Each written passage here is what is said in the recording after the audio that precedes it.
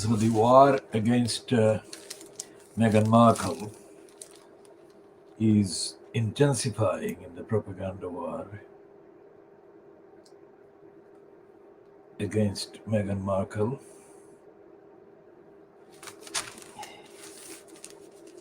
The Daily Star is not sparing. I mean, it's using such filthy, brazenly hateful and dirty words. That's the Daily Star on Sunday. And the Daily Scar on Sunday. The scar of the scarring of the truth. And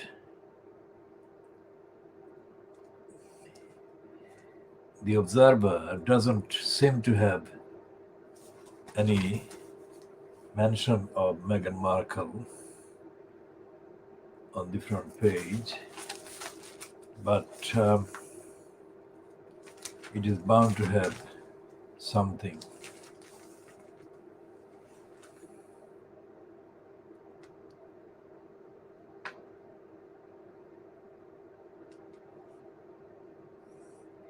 It has on page 5 a piece by Vanessa Thorpe,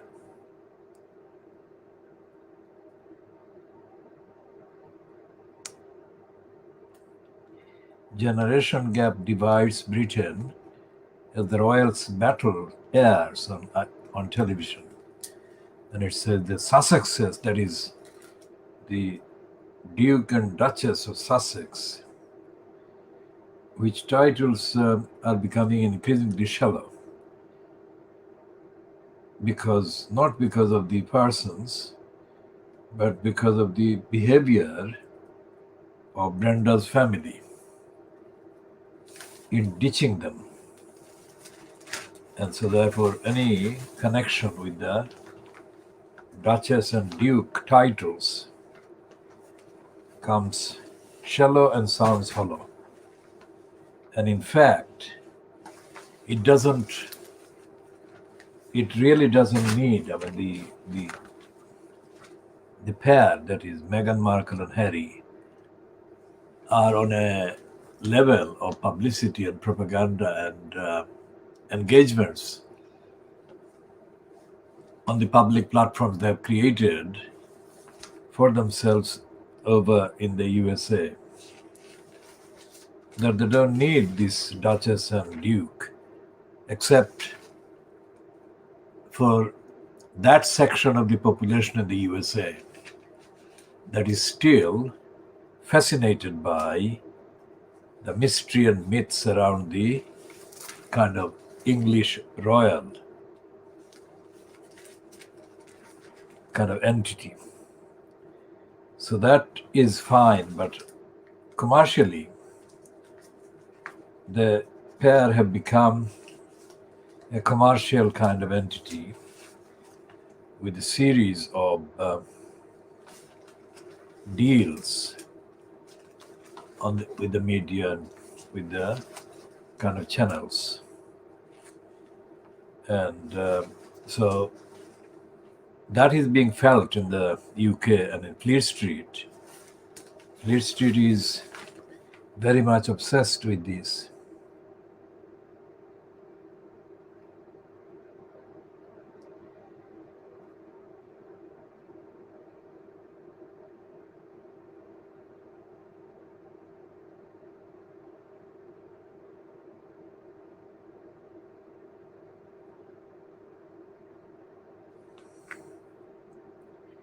And the Observer piece ends with a kind of series of quotes from the royal biographer, so-called one of the dozens of royal biographers, Robert Lacey. And he is quoted as saying, Lacey has traced a long, unpleasant thread of social disdain for women who marry into the royal family. Catherine Middleton, now Duchess of Cambridge, had to run the gauntlet of snobbery, and the Middletons, to some extent, still do. Even with Diana, although her public loved her, they also disliked sides of her, that is, the kind of social people platform that were kind of critical and skeptical of women marrying in the royal family. That is the verdict or the view of the particular royal biographer, Robert Lacey. But there is no explanation.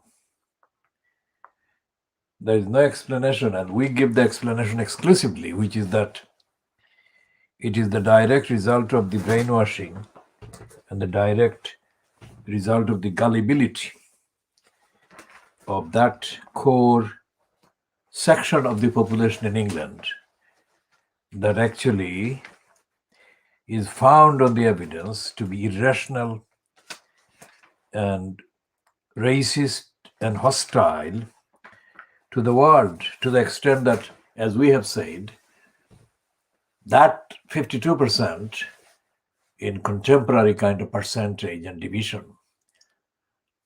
doesn't even believe that the rest of the world or the world exists.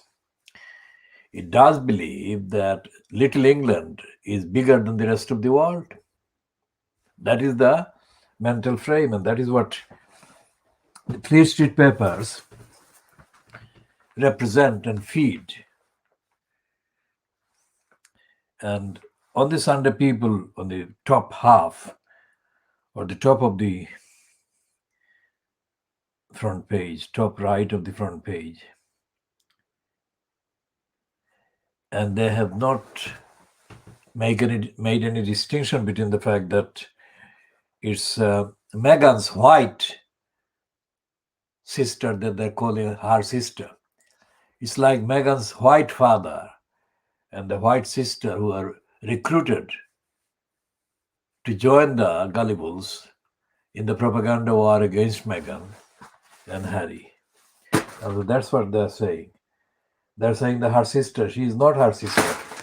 She is her white stepsister. Nothing to do with Meghan. Never had anything to do with Meghan. But they have no shame in recruiting the mentally morose and intellectually morose and ethically completely blank Thomas Markle, the white father, who has been the main kind of fuel that has been used by Brenda in the propaganda war against Meghan. And the Daily Mail says that the royal family is withering verdict on that interview. Now, that interview has not yet been broadcast. It will be broadcast on Sunday, the 7th of March 2021 in the USA. And it will be aired by ITV, I think, in the UK on Monday, the 8th of March. And they're quoting on the Mail on Sunday an unknown or unnamed royal aide yesterday, that on Monday, most people in Britain will be thinking about schools going back, having their jab, and Prince Philip getting better. Now that's the Mail on Sunday front page attack on the interview and the interviewee. And anyone who is watching this diagnostic analysis of Fleet Street, who is not familiar with the UK and the goings on in the UK, should know that there is a war, literally war-like propaganda attack on this black woman. for daring to marry a royal member of the royal family. And there is a warlike propaganda. There is nothing, no other description that can actually express or represent the extent of hatred that they are piling against Meghan Markle and her husband, Harry. And although they are doing that, they are not acknowledging that it's the main thing that they're focused on. They're not focused on Brexit and its impact, adverse impact on the UK, and they're not focused on the COVID-19 and the UK government's failures and negligence. They're not focusing on the budget, which has been exposed as typically corrupt and conniving and cruel to the people in poverty and pushed in poverty, and all of those serious issues. So the contradiction between that reality and the claim here that the people are actually going to talk about schools and so on is completely brazenly dishonest, and it's a pack of lies. And yet they're saying that the whole interview is a sideshow. Now, a sideshow is something that they don't even mention. But what they're calling sideshow is what they've been obsessed with for as long as it has been known that there has been an interview going to be aired on the Oprah Winfrey show. It's not a sideshow, it's the main show. And then they got pages and pages after that. And they're praising Brian, that is Brenda's elder son, Charlie, and calling what he is doing and what the wife of Edward's wife, Sophie Wessex, is doing, and what Kate Middleton is doing and Wills is doing as dignified and really high-level royal service, which they're contrasting with what they are suggesting, kind of low-level behavior by Meghan and Harry.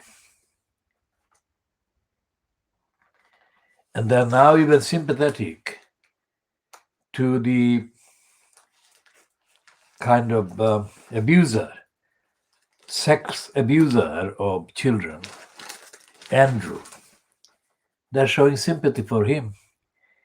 And they're saying, will Prince Andrew be dragged into Palace's bullying investigation, as if he is such a moral and dignified person that he's being dragged. The drag is bringing something low and below the level of acceptable standards, as if that would be making him very unduly come across as bad.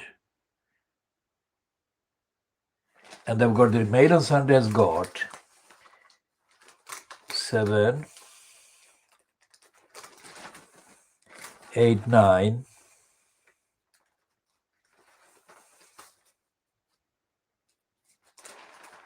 10, 11,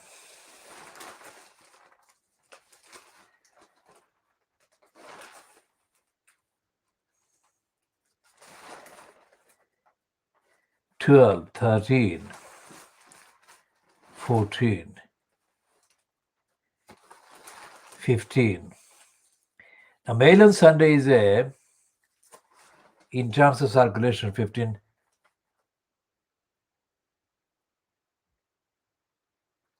pages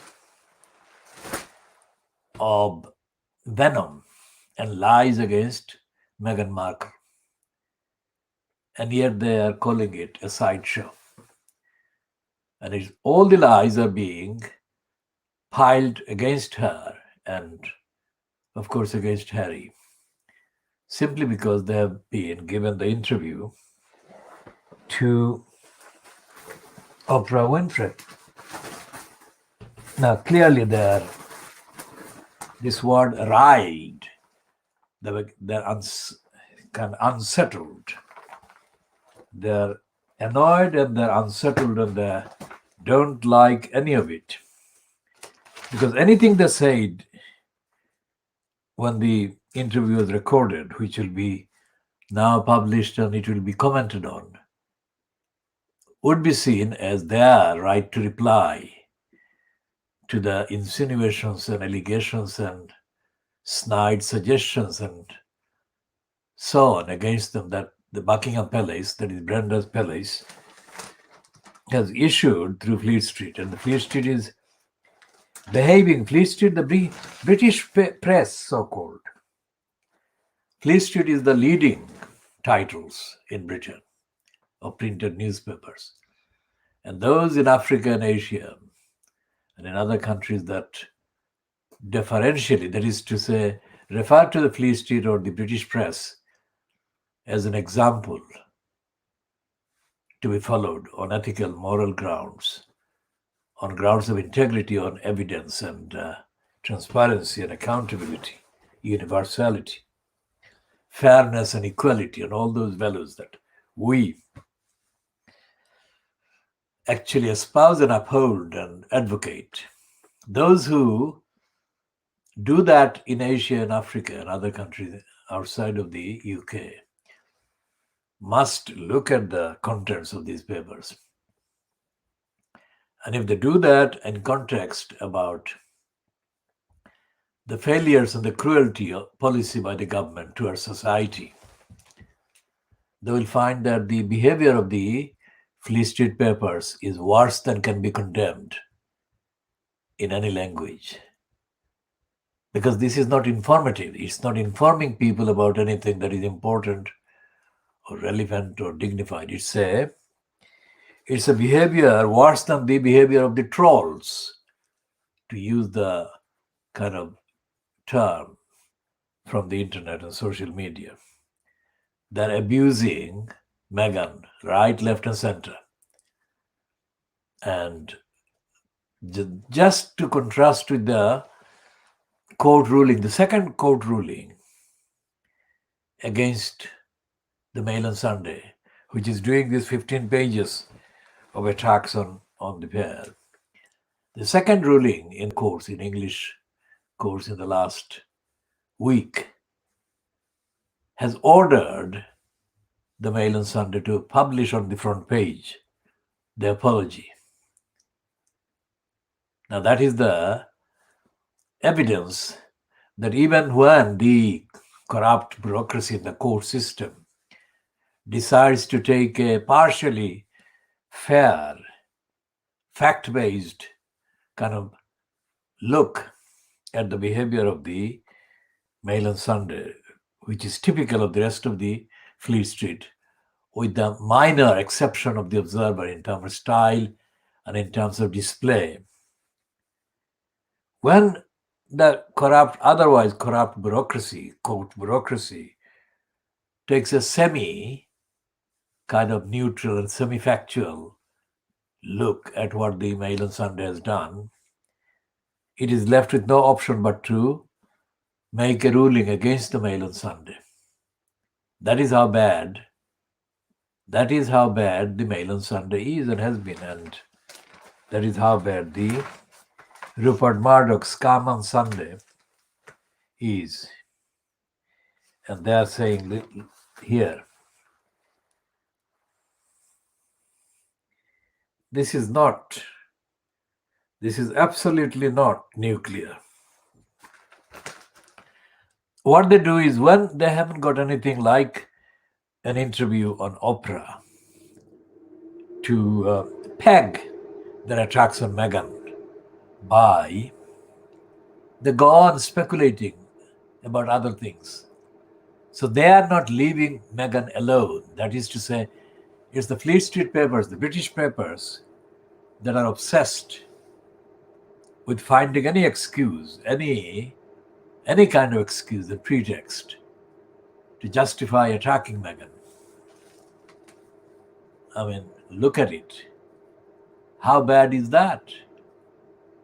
And the press, Fleet Street, is therefore exposed as causing negligence, lack of accountability, lack of compassion and care on the part of the Boris Johnson fronted cabal, so-called government, as is exposed in the budget, when the so-called National Health Service staff, the mainly nurses and other usually low-paid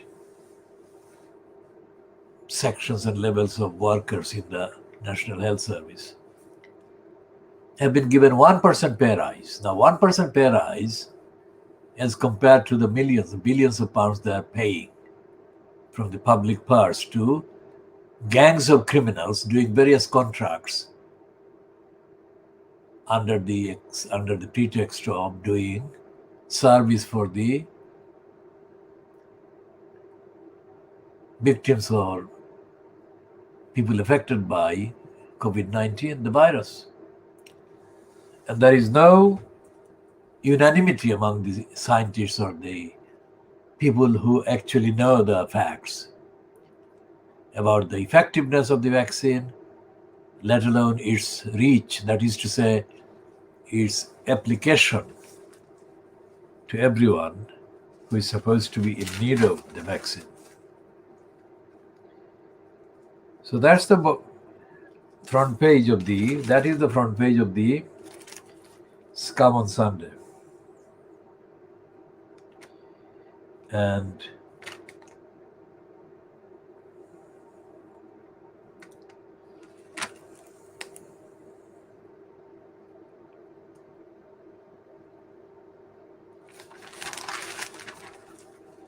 they've got more pages inside. The pages 4, 5,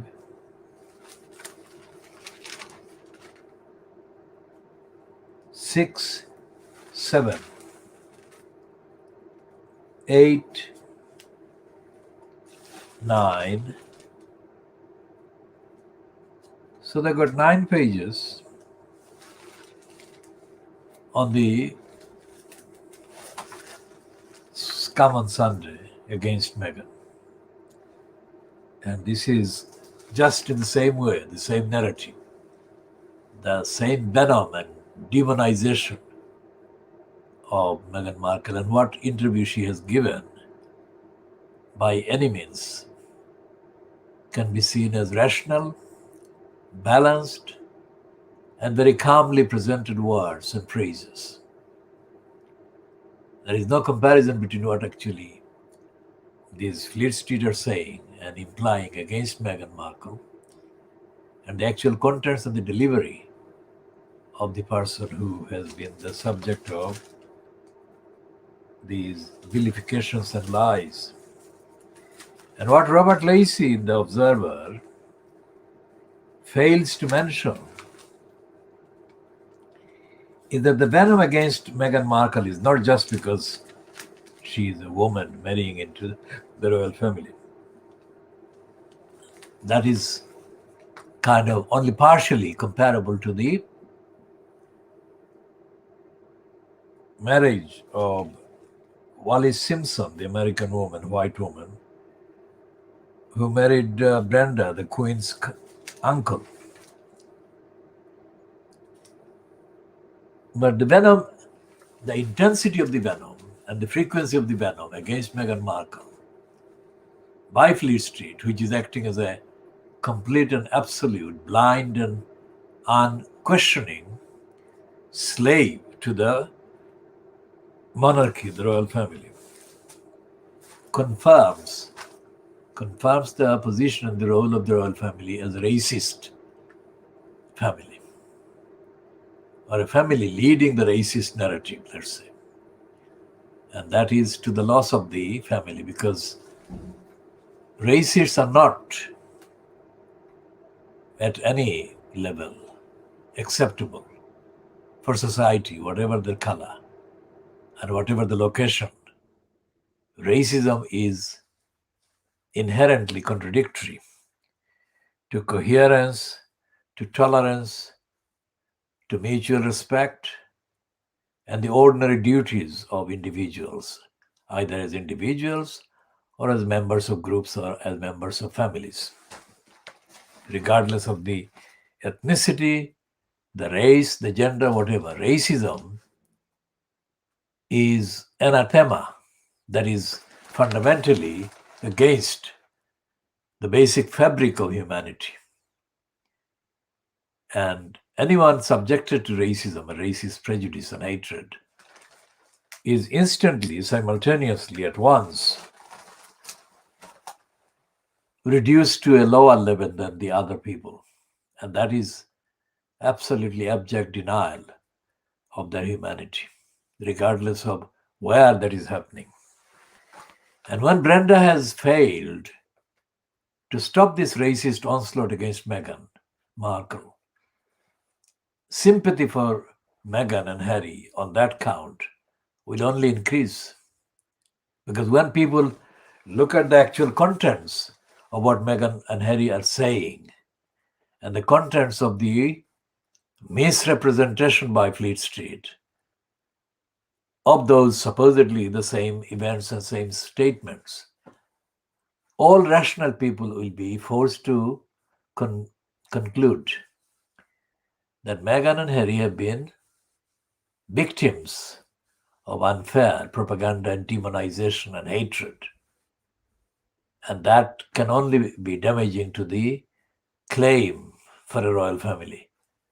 I mean, in a world that is increasingly aware of the limitations that inhibit ordinary spontaneous human expressions and freedoms caused by the perpetuation of a thing called the royal family and the brainwashed engagement to it in a servile way, people will break away from this. Quite how that breach or breaking away happens is, of course, something that will depend on all the factors at the time. But the breach is happening, that is regardless of who actually caused the rift between Brenda and the Meghan and Harry. Because, of course, as we said, it has been fueled by Kate Middleton and her mother, Carol Middleton. Of course, they will not say that. But that is what is operating.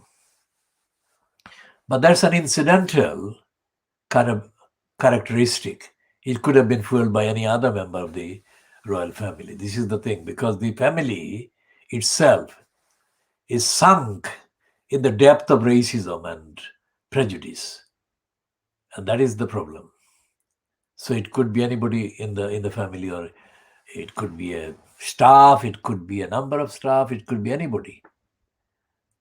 It could not happen if the royal family put a break to the racist hatred and propaganda against Meghan and Harry. Now, what is happening with this column by Tony Parsons?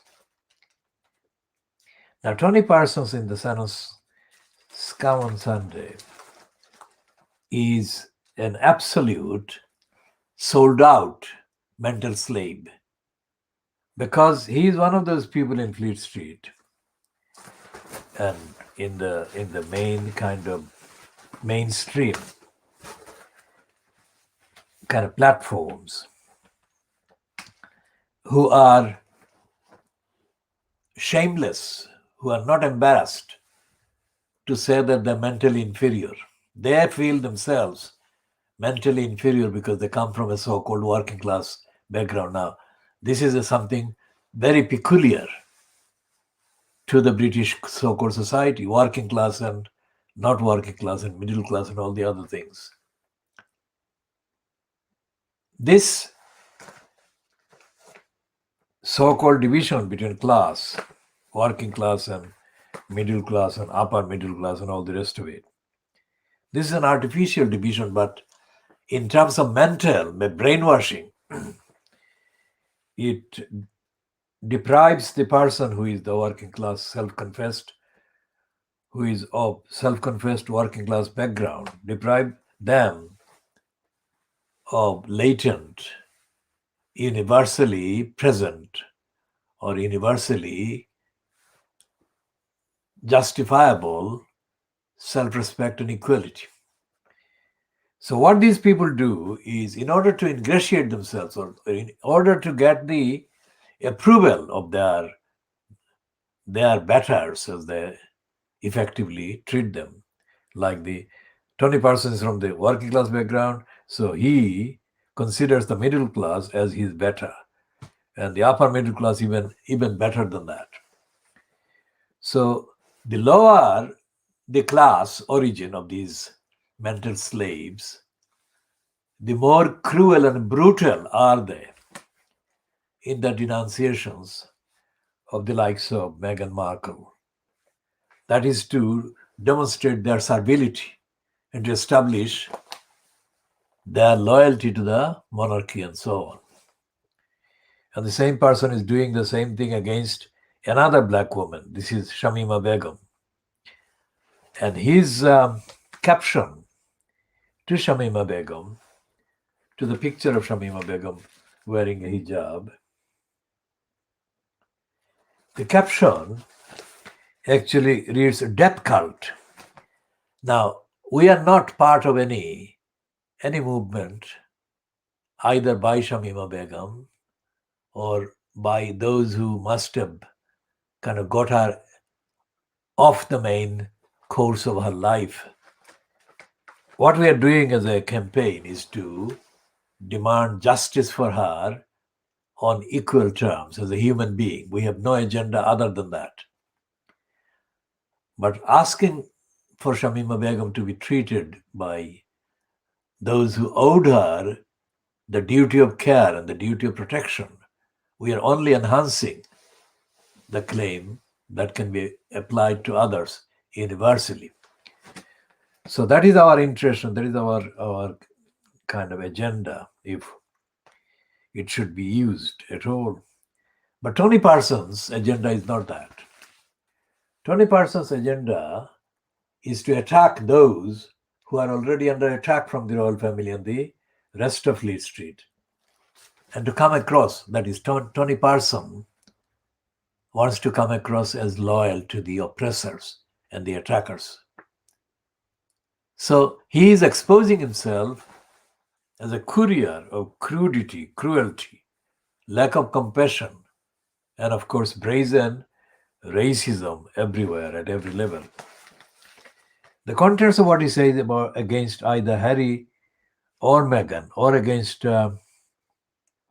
Shamima Begum do not bear repeating, because they are stupid, they are irrational, they are factually inaccurate, and they're borrowed from his masters and mistresses. That is to say, the people whose de facto script and narrative he is repeating under his name in the column. And he's doing the same thing for Boris Johnson in the propaganda for the vaccine. And he's oozing, that is to shamelessly kind of showing his appreciation for Dolly Parton, because Dolly Parton is apparently in the USA supporting the vaccine rollout campaign.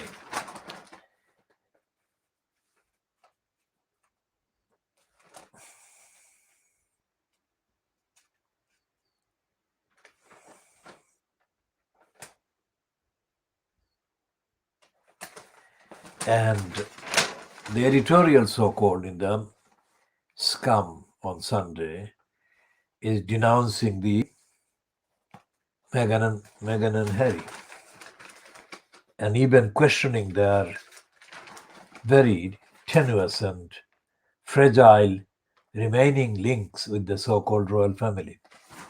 And they're saying they're not royal. They may be royal, but they have no class. That is literally what they Scum on Sunday is saying that Scum on Sunday also has an editorial telling the finance minister, Rishi Sunak,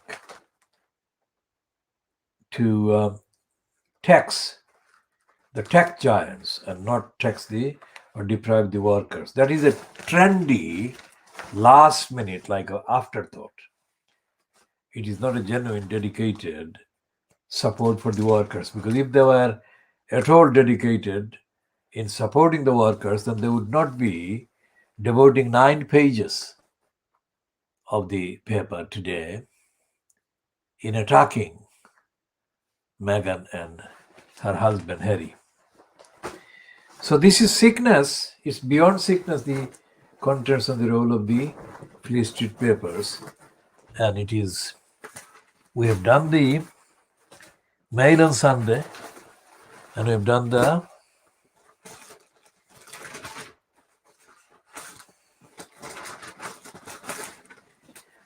People, and we have done this Scum on Sunday.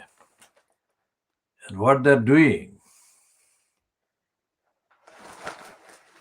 is not publishing the news. They're not giving the so-called readers the news about society and what is happening in the major areas of society and the economy or anything.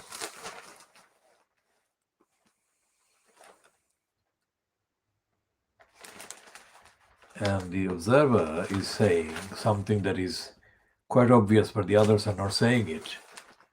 That the money that the conservative governments, since May 2010, when the conservatives got into number 10 Downing Street and so-called government, the money that the central government, that is conservative-controlled central government, has stolen from the towns in the northeast and the poorer areas of England,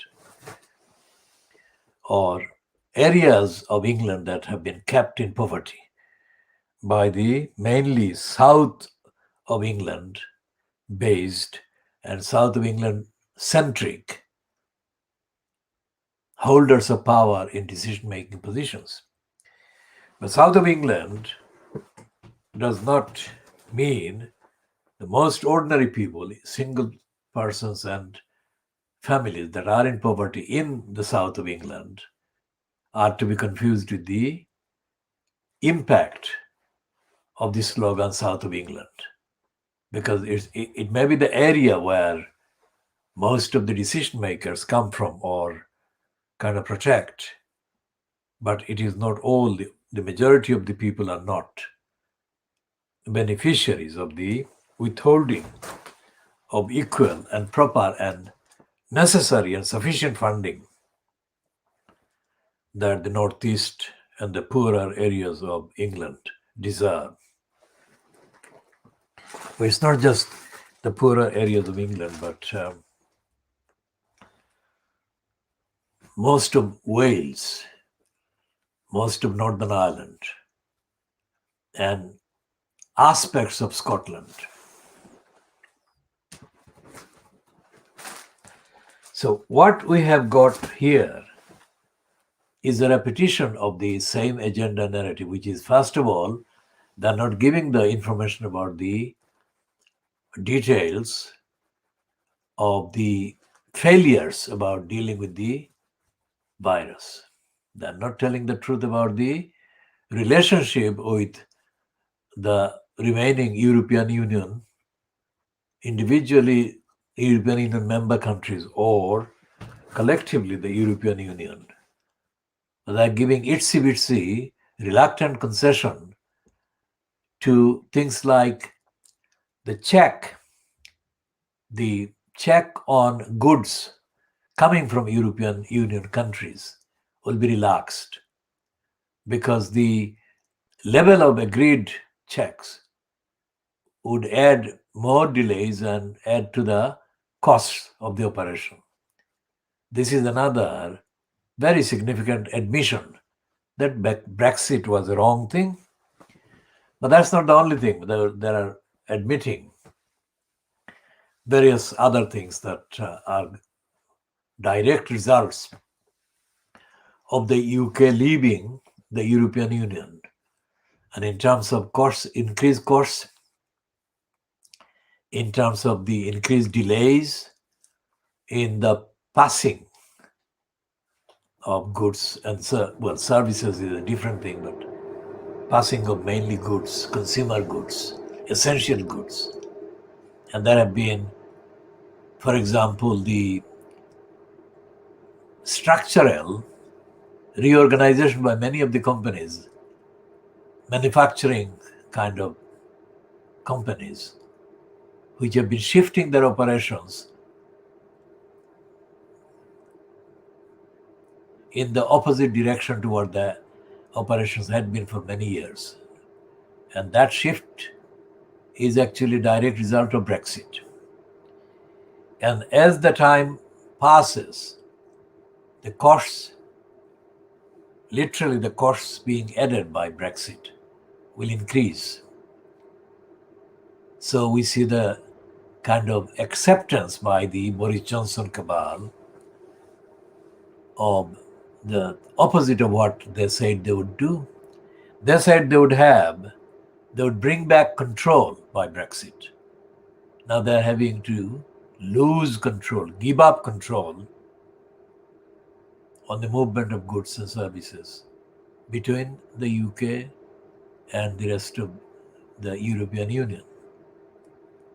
And something Dominic Raab, the UK's foreign minister, has admitted this during the week, has again vindicated what we said about him, in particular about Dominic Raab and his statements about Hong Kong and his statement about the Uyghurs. We said that when Dominic Raab included a completely artificial kind of paragraph containing alleged concern on his part, that is on the part of the British government, about the ill treatment by China of the Muslims in Uyghur region in China. We said that he was lying. We said that Dominic Raab was a known, practiced, and on the record idiot and a liar. And we added that he was an anti-Muslim liar as well, because the whole cabinet fronted by Boris Johnson is made up of either anti-Muslim, hate kind of inciters, or supporters of genocides like the genocide of the Rohingya Muslims by the Burmese regime, as fronted by Aung San Suu Kyi.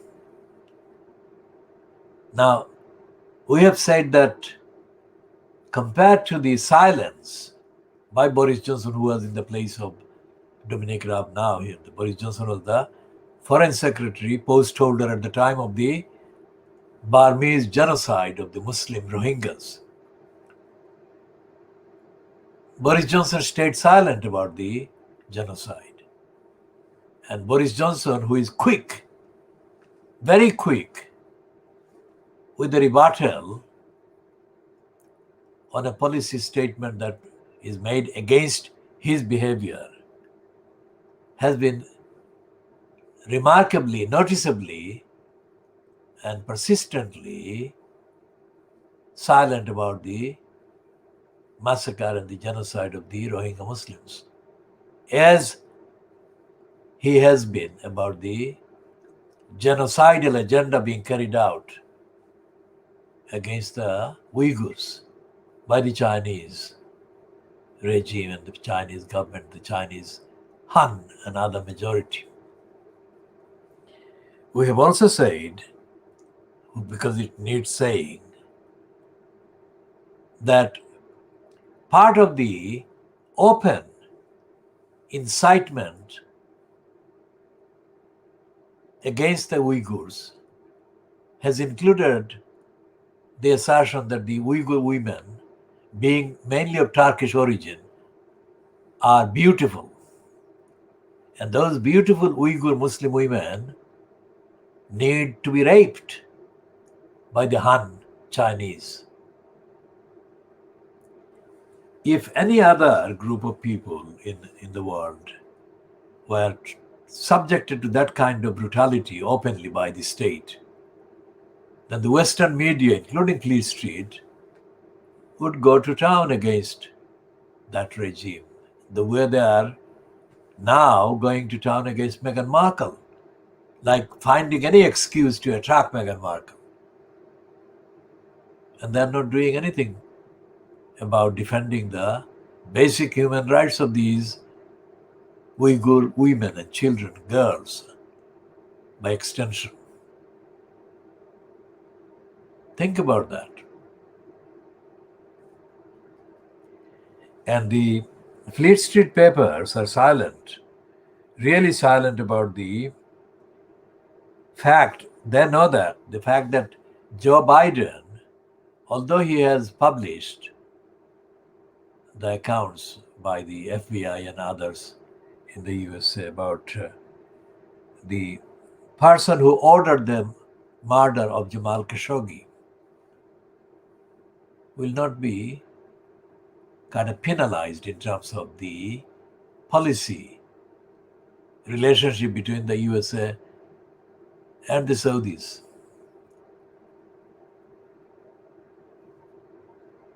Because MBS, in other words, Muhammad bin Salman, who has been known right from the beginning, mainly because of the work done by the president or the regime of Turkey. Turkish president actually put the maximum pressure at the time over the murder in the Turkish embassy of Saudi Arabia of this Jamal Khashoggi, for the whole truth to be told. And despite the fact that his fiancée, this Jamal Khashoggi's widow or fiancée, has demanded the full and immediate trial of Mohammed bin Salman. Of course, there will be no trial at all.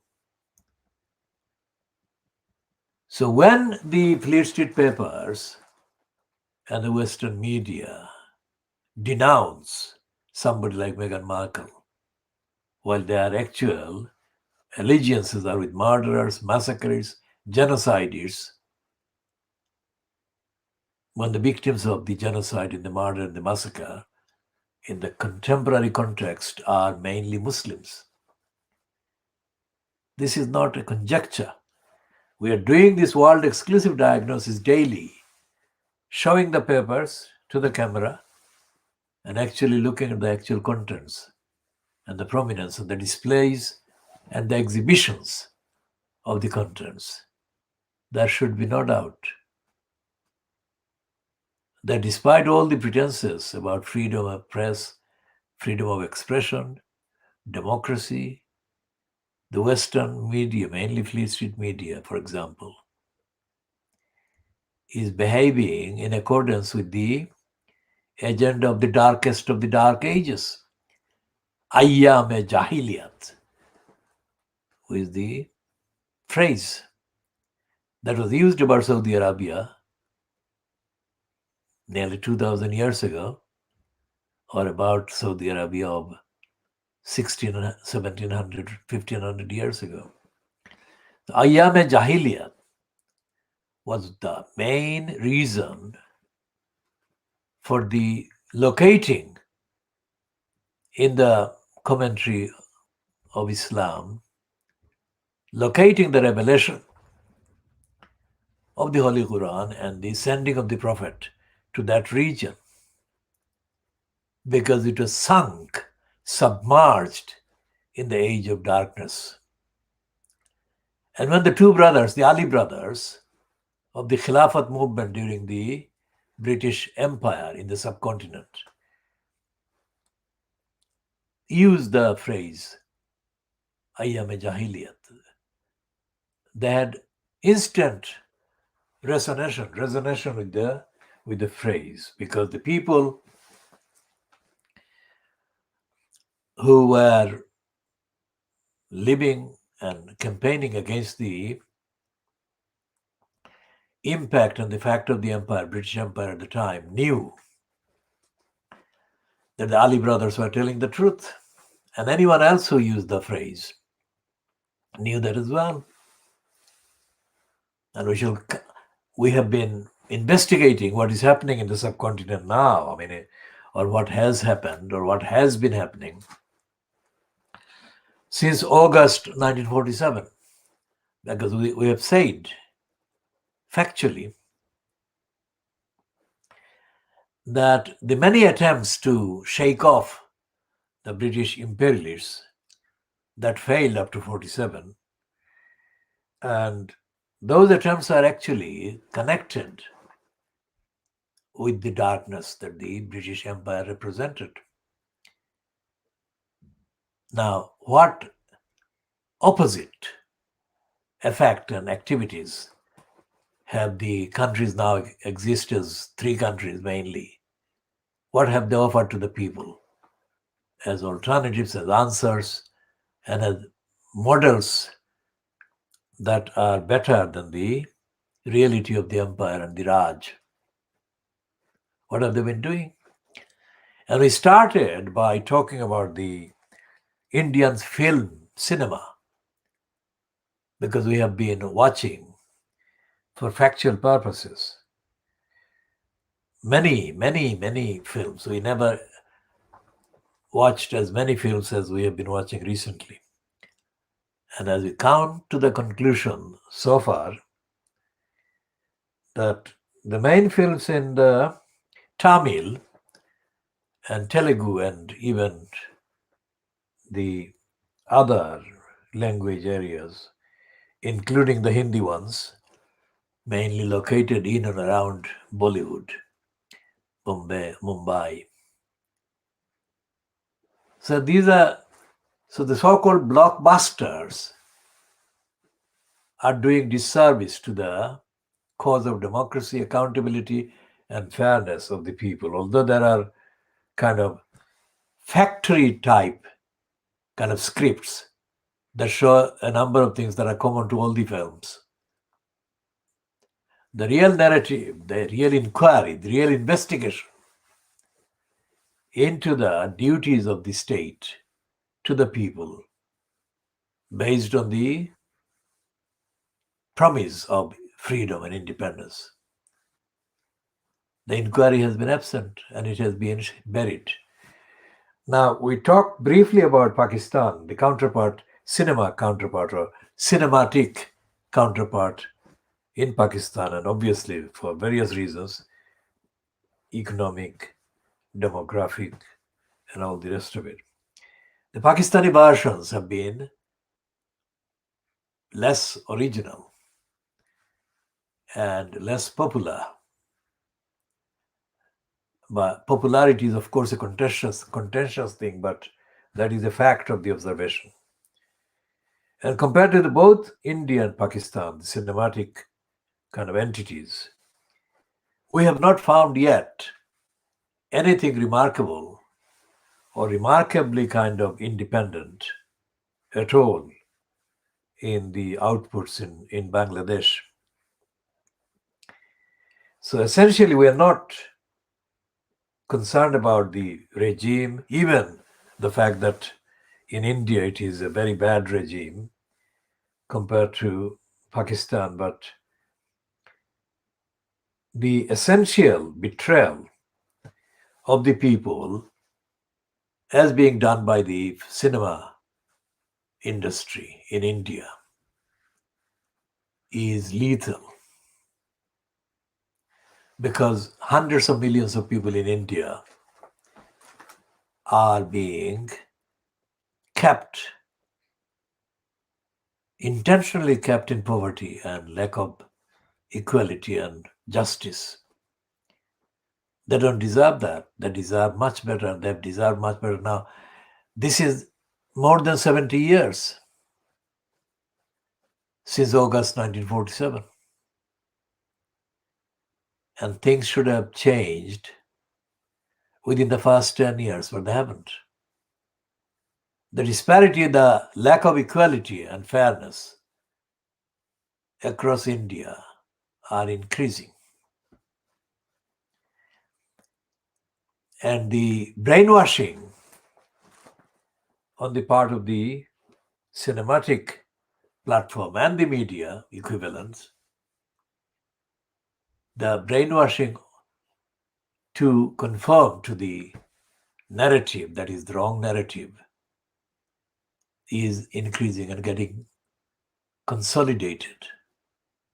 And the people are being disappeared in terms of the access to fairness and equality and freedom from poverty and hunger. That absence of the freedom is getting consolidated. And what Indira Gandhi, Jawaharlal Nehru's daughter, kind of played with, Garibi Hatao, that is now coming across as shallow and insulting, as critics at the time said it would be. Because Indira Gandhi, or Indira Nehru, to give her the correct name, was in office, but her time, the last years, were dominated by the corruption. The corruption that was personified in her younger son, Sanjay. And that legacy of corruption left by Indira Nehru persists to this day, to the point that the overrated Congress party is now politically and morally bankrupt, absolutely bankrupt. And everything that Indira Nehru's grandson, Rahul, mouths comes across as a very sick and sickening joke. And none of the other members of the Nehru dynasty are doing much better. So the people are in India,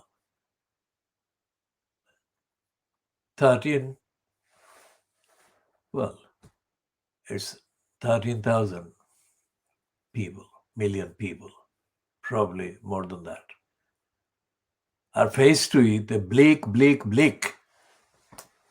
society coming. And the cinema, the media are doing no favors. And they're not doing what they should have been doing.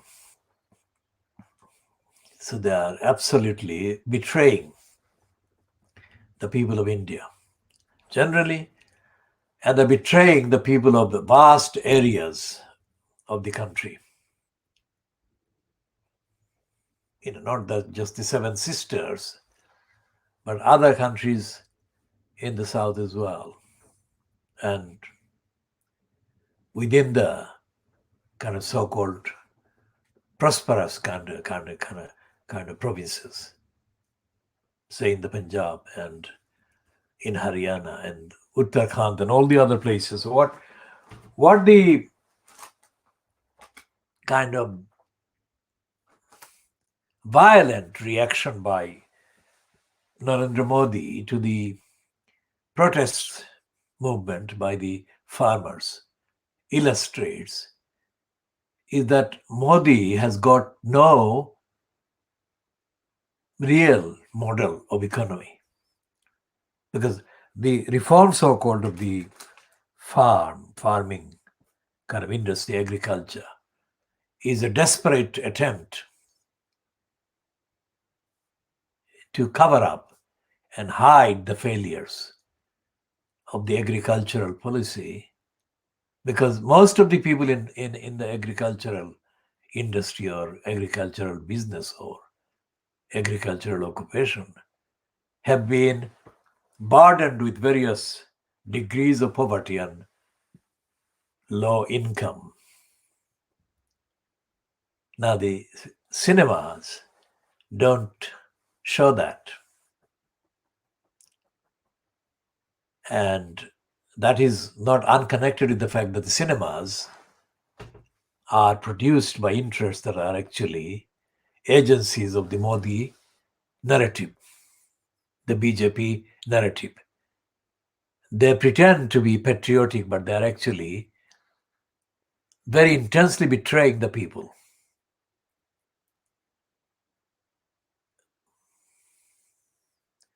And in the cinemas, they have got bogus scripts and sexist scripts.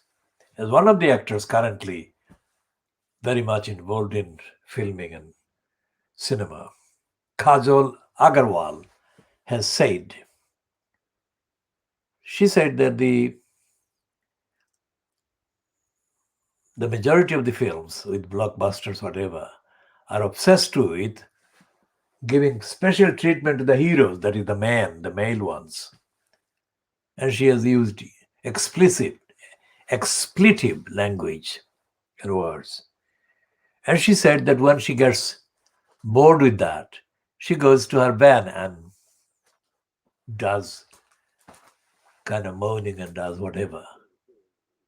So the state of the actual filming and the atmosphere of the Indian cinema and the blockbusters is far from glamorous, the actual reality.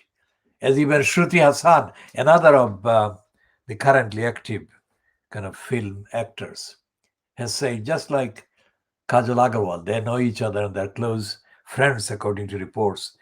She has said that the experience she has had of filming blockbuster films is less than impressive, let's put it this way. I'm just giving a summary.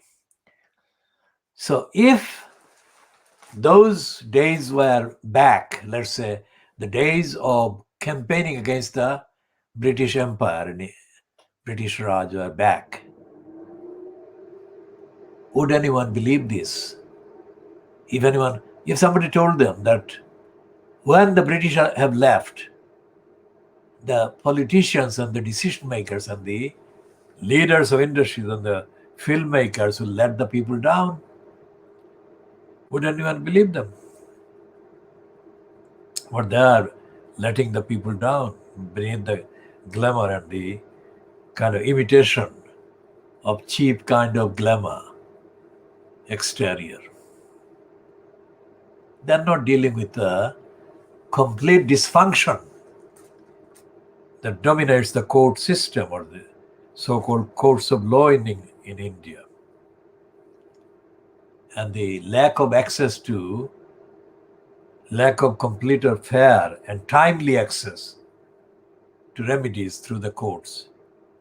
Lack of access denied to most people who have not got the money to buy the access, let alone to buy the guaranteed positive outcome and justice. And none of this, the commentary that I've just made here, none of this can be found in the papers. If there is any evidence that what I've just said is not accurate and that most of it or so much of it is being actually reflected in the mainstream in all the languages, then I would like to know which title, which paper, or which titles and which papers have been carrying the kind of commentary, examination, and diagnosis that I've just pointed at and pointed out. So we shall move on from there and we shall discuss the Dawn newspaper in Pakistan another time. Why Dawn? Because Dawn is the title that was published before 1947. And Dawn newspaper at that time served as the kind of flag for the cause that was associated with Muhammad Ali Jinnah. And the editor of the Dawn, the substantial time, was Altaf Hussain. Altaf Hussain was from Silot, where I come from. And Altaf Hussain went to the same college in Silot that I went to before I went to the University of Dhaka. But essentially, there is a question about the kind of disintegration and fragmentation of the dawn of the 1940s as seen in the dawn of now. And there is absolutely unjustifiable pretense on the part of those who are associated with the dawn today about its origin and about the role that that particular title played in arguing for justice and freedom and equality. Unity, faith, and discipline. These are the three values that Ali Jinnah advanced and advocated, and the dawn was very much part of that narrative. Now, where are those things now, and how are the people being let down by the mainstream press in Pakistan? And then we'll move to Bangladesh in due course, not in this particular edition. Because in Bangladesh, just as a kind of foretaste, the printed media and the broadcasters, there are so many of them in terms of numbers, are a disgrace to the core promise of freedom of 1971. Absolute disgrace.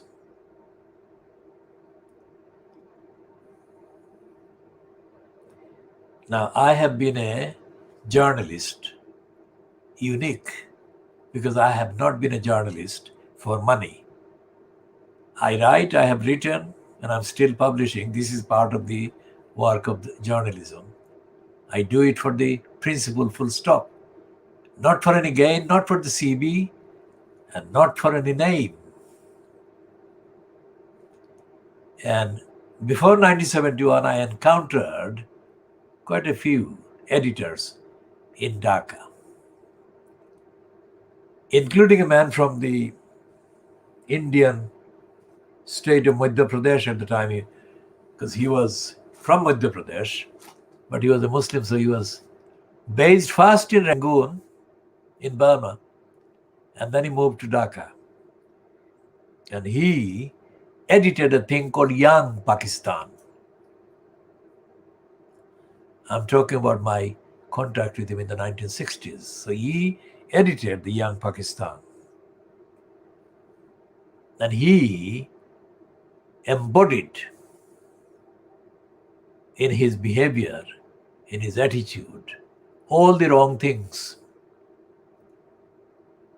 that upset and annoyed and insulted the idea, the kind of values of dignity and independence and fairness and equality.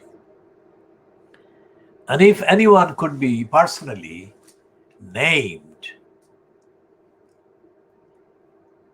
as the forces that forced the movement, the urge for Bangladesh, he could easily be identified as one.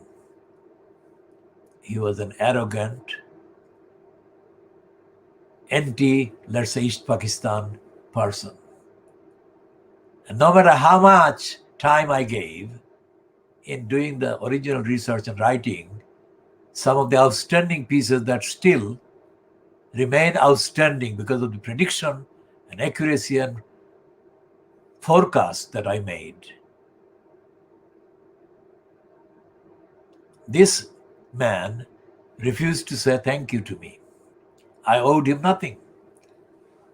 I didn't come from a background that I had to sort of do some work to get the money. I did it for the principle.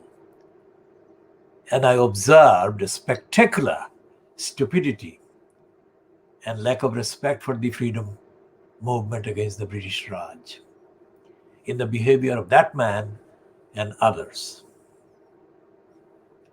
Here is a note for Imran Khan. This is something that I told Zulfikar Bhutto, in effect, when in the debate that I didn't plan with him. I beat him by 9 points, let's say. I raised 9 questions, and Zulfikar Bhutto failed to answer or deal with any of the 9 questions. And he was literally in tears before running away from the platform at the Institute of Engineers in Dhaka. That happened not long after he was sacked by Ayub Khan. And Zulfikar Bhutto wrongly targeted Dhaka as a ready ground for recruitment to his newly launched whatever political party to challenge Ayub Khan. And when he gave the spiel at the Institute of Engineers, I did what I always do. I asked factual questions, nothing to do with any agenda, but just factual questions, because that is what I do. I said, what basis have you got for saying whatever you have said? So Zulfikar Bhutto thought that I was going to peter out, that is to end my questioning after 1 or 2 questions.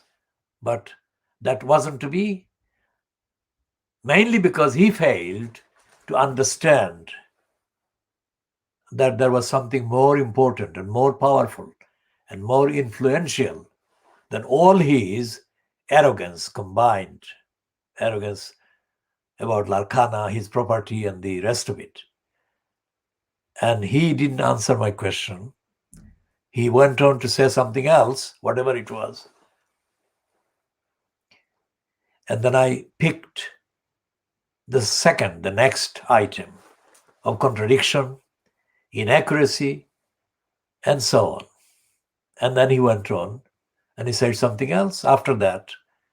And it went on for 9 separate questions by me until Bhutto became very red and he was wiping what looked like tears. And then he stormed out of the Engineers Institute platform.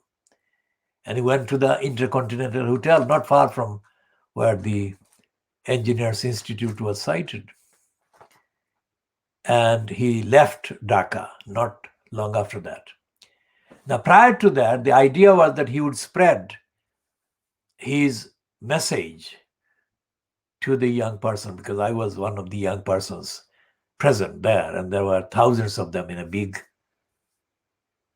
kind of gathering. And he assumed wrongly that he would ensnare or attract these people, and there would be a branch of his party or movement in East Pakistan. And that would serve as a counter to both Ayub Khan and to the Awami League's Sheikh Mujib. Now, Bhutto couldn't be more wrong, because he didn't calculate my being there, let's say. And the others, most of whom belonged to some kind of ideology, political party, I didn't. I was then what I am now. I am not an extension of an ideology. I am practicing my empirical, evidential facts, universal. These are all mine. And Bhutto didn't calculate that I would be there. Far less that there would be such a kind of persuasive or consistent, or from his standpoint, persistent questionnaire or questioner of his personality. I have questioned Morarji Desai, and I found him absolutely unconvincing and timid, contrary to the mythology that may surround Morarji Desai. I asked him questions and he didn't answer, or he couldn't answer, or he wouldn't answer. So that's the common feature that is present in responses from prime ministers or presidents or whatever that I have been asking questions. So before I go to Bangladesh, I have just given this, and Bangladesh is a much more failing kind of phenomenon than what appears from the papers and the Bangladesh regime must be thankful to it's very sad, but it is true, thankful to the people persecuted by the Burmese, the Muslim Rohingyas. Because of the Rohingyas' presence and the urgency to seek refuge in Bangladesh, the attention from other aspects of Bangladesh as a state and as a society our attentions have been shifted. And that has benefited whoever has been in the regime. But essentially, the losers have been the people in poverty and people in deprivation and denial of justice and access to equality and rights. For example, from London, we occasionally hear, whatever we hear about the treatment of overseas Bangladeshis by the various agencies of the Bangladesh state, they have got something common among them, between them, which is that the Bangladeshis returning from any country, West or the Gulf states or the North America, are treated badly. The only use, it seems, to the Bangladeshi government, whatever the government may be of the time, that is whatever color, whatever name, whatever so-called constitution, that is composition. There is no difference between the various regimes in the treatment they mete out to Bangladeshis that go to Bangladesh from abroad. And this is absolutely unacceptable, and this is destroying families, people, and making people upset and reducing the quality of life in Bangladesh when they go there.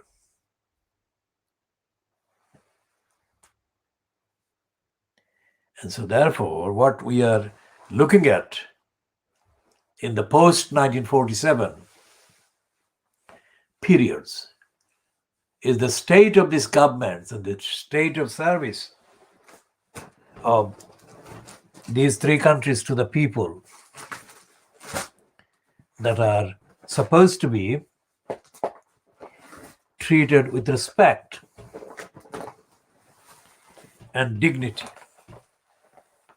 Now, we'll come back to the treatment of Fleet Street, because this is the Saturday edition of the Times of Saturday, which is the 6th of March.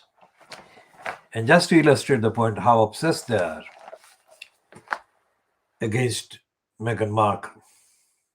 And this is an image that took from the Oprah Winfrey tapes.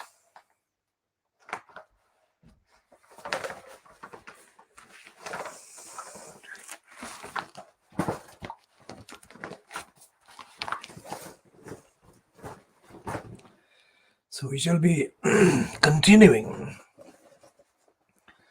the diagnostic look at Fleet Street this weekend,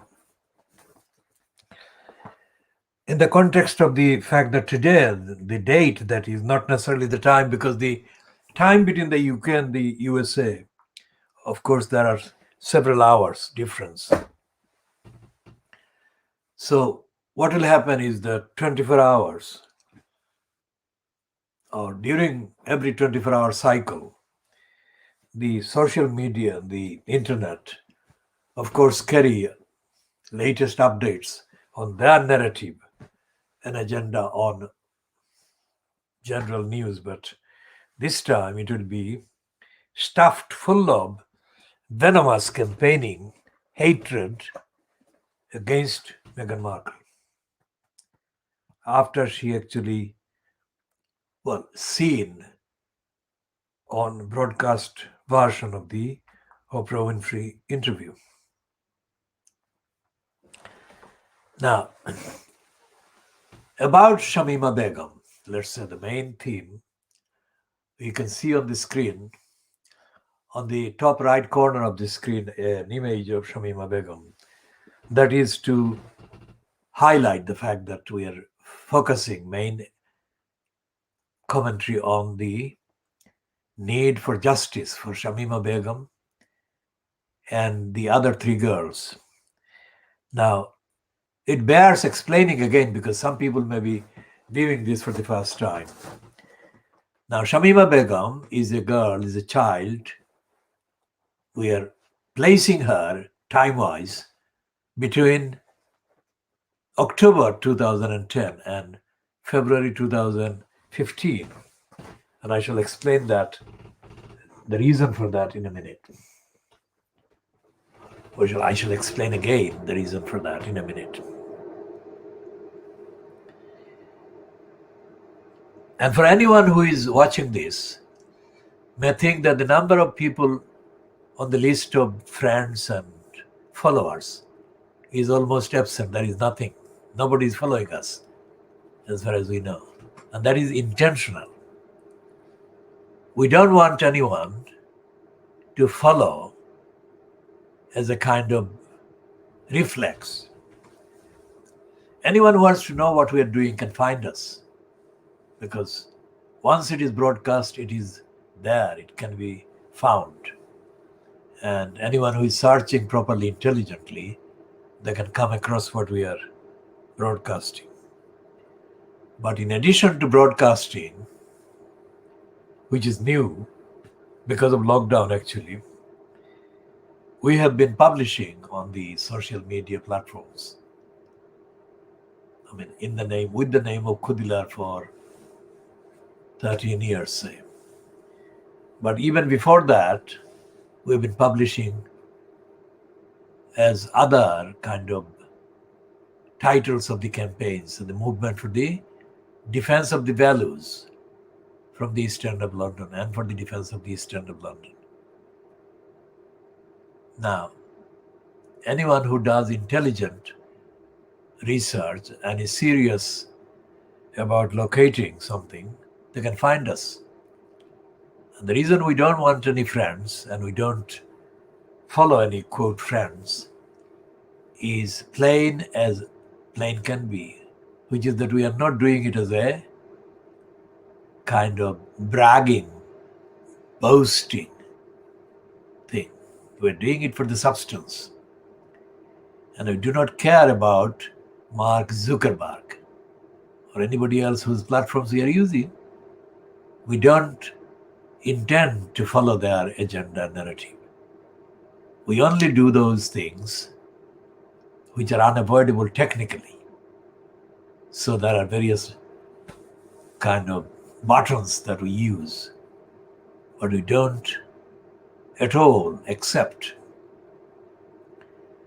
the purpose, either secret purpose or the hidden purpose or the open purpose of Facebook or Twitter or YouTube or Google or whatever.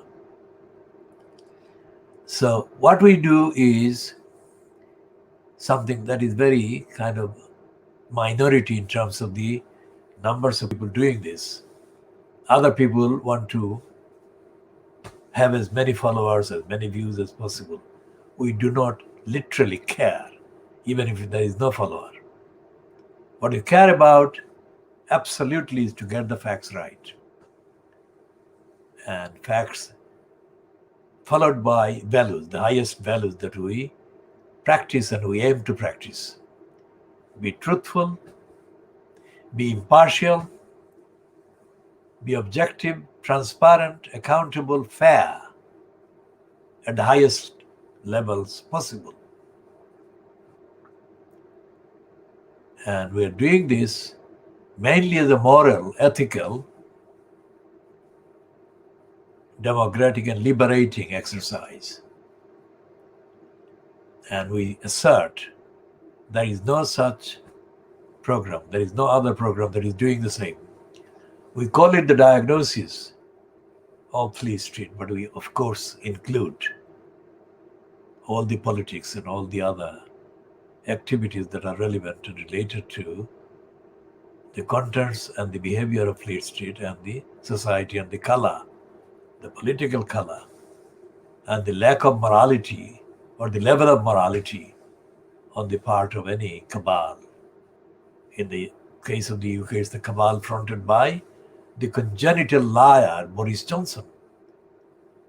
As I've said, I started publishing in 2007, and I relied on the evidence that was available at the time and described Boris Johnson as unfit for public office in 2007. Nothing he has done or nothing that has happened has had the effect of changing that position. And it is not personal. It is not a personal kind of opposition to Boris Johnson as such. It is a rejection that is necessary for a fair society, fair government, accountable government.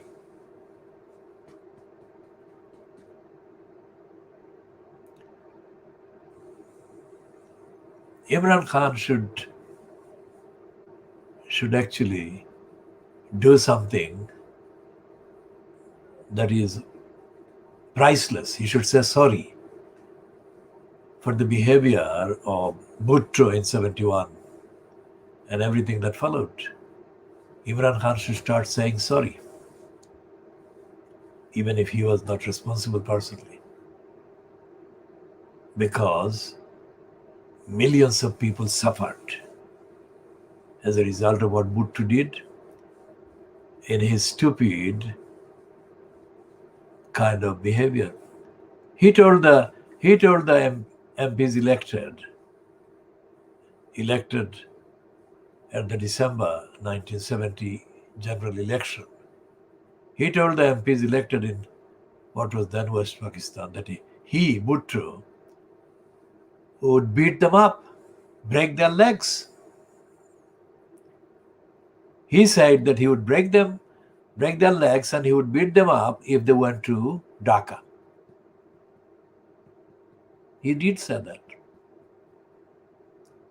Nothing that his apologists say will ever excuse that. Okay, the elections both in West and East Pakistan took place under many of the polling booths being completely abused. That is a shortcoming that is found in the whole of the subcontinent. Fine. But that did not delegitimize Sheikh Mujib's party. I was there. I went to 2 booths on the day of the election. And the second booth that I visited was seized by Awami League supporters. That did happen. But even after that, even after witnessing that, I accepted that the Awami League was the numerically, overwhelmingly majority winners. And they deserve the chance. They deserve the opportunity to form the government. We are not talking about Firishtas or Farishtas. Angels, human beings have shortcomings within limits. So with that observation, Bhutto should have allowed the MPs to go to Dhaka and help form the majority party government. And Bhutto should have allowed the democratic process. The democracy, as flawed as it is, he should have allowed the democratic process to take hold. And then he should have democratically complied with what followed. whatever would follow, because we haven't any idea what would have followed. But he prevented that.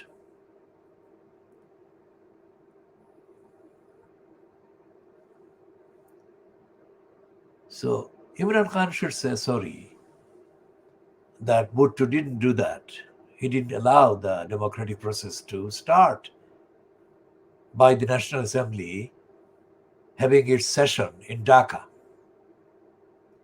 And what kind of democrat is it who says to elected MPs that he would beat them up if they did the next logical democratic thing and attend the assembly? So Imran Khan can separate himself from everything that Bhutto did by saying sorry properly. And then starting some practical series of activities that begins with the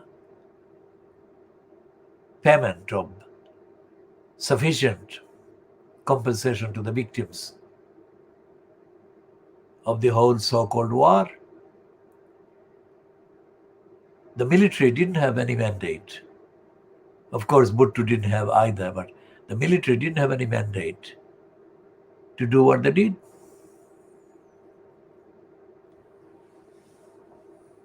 There was no mandate. The military of a self-respecting country doesn't do that to its supposed citizens. It doesn't treat the citizens as enemies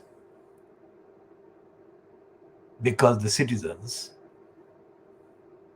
belong to a region that voted in a particular way.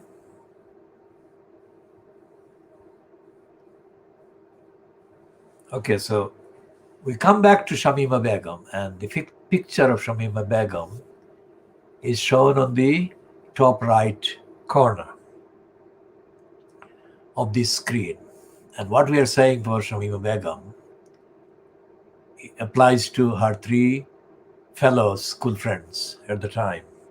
These are four girls.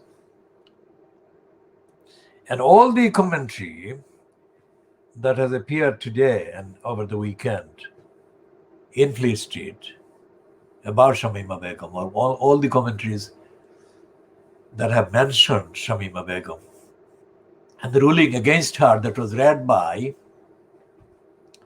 the current, quote, president of the UK Supreme Court, Reed. The man Reed is spelled R-E-E-D, and he read R-E-A-D, read out a script of stupidity and illegality and absolute racist denial on the Friday, the 26th of February, 2021, against this child. Let's say what he was doing was addressing the behavior of Shamima Begum as a child. Even the fabricated claim that she was adamant in her support for the terrorist organization called ISIS. We have seen no evidence that Shamima Begum went there with the kind of calculation and determination and knowledge that would constitute sufficient evidence that she acted completely freely to do some crime, any number of crimes. What we know for a fact is that the UK government, so far, even up to this day, 7th of March 2021, has failed to publish or make public any evidence that this child and her three other friends, also children, between October 2010 and to the February 2015, committed any crime. Going to Syria doesn't constitute a crime. Well, that's the reality. If she went to Syria, it wasn't a crime.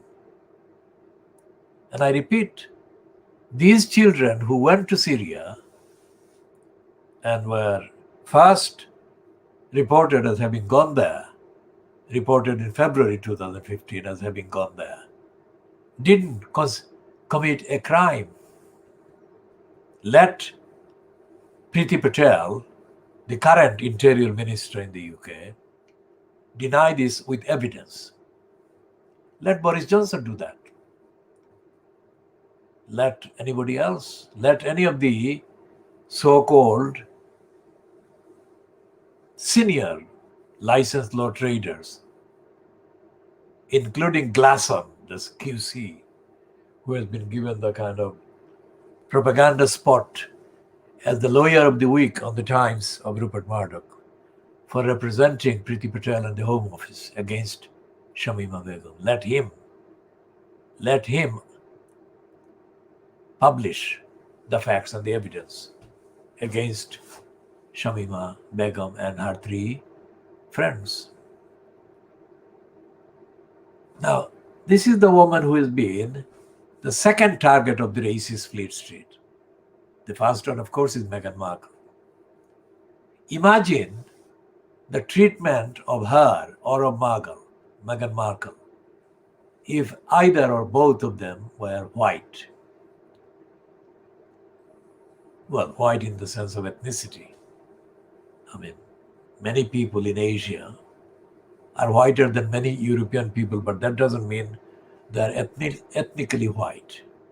That's the main thing.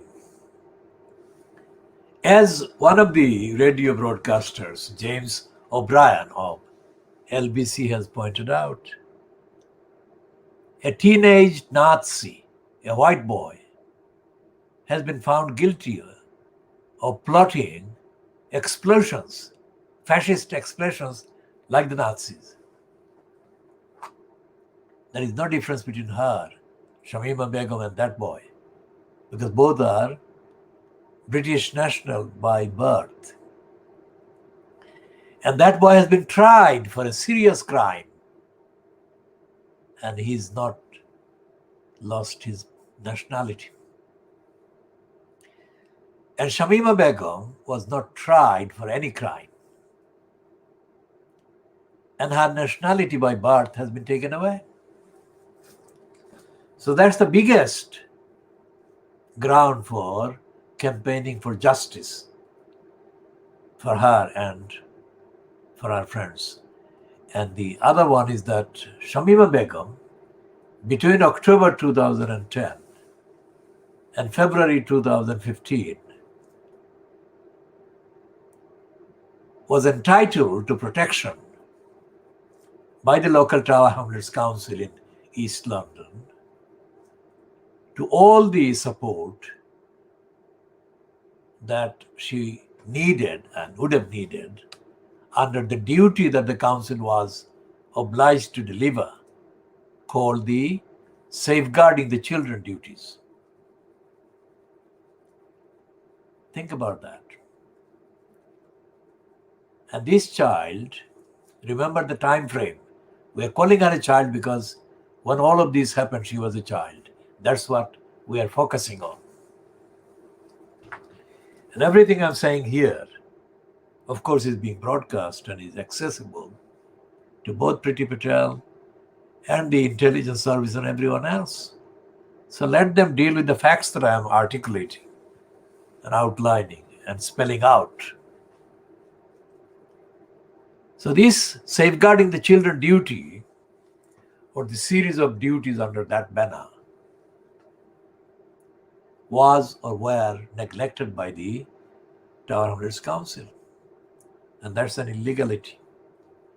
As it is an illegality to take away Shamima Begum's citizenship she has by birth as an English-born child or English-born person. And all the treaties, the third thing is that all the treaties that the United Kingdom is signed up to even now, all the treaties, let's say, relevant in this context about human rights, about civil rights, about citizenship, and all the agreements like the Convention on statelessness, the United Nations Convention on Statelessness, they have been broken by Sajid Javid, who was the interior minister at the time, and in sequence, the predecessor to the current post holder Priti Patel. Sajid Javid was complaining about the time that he did the snatching of Shamima Begum's British citizenship. He was complaining widely, loudly.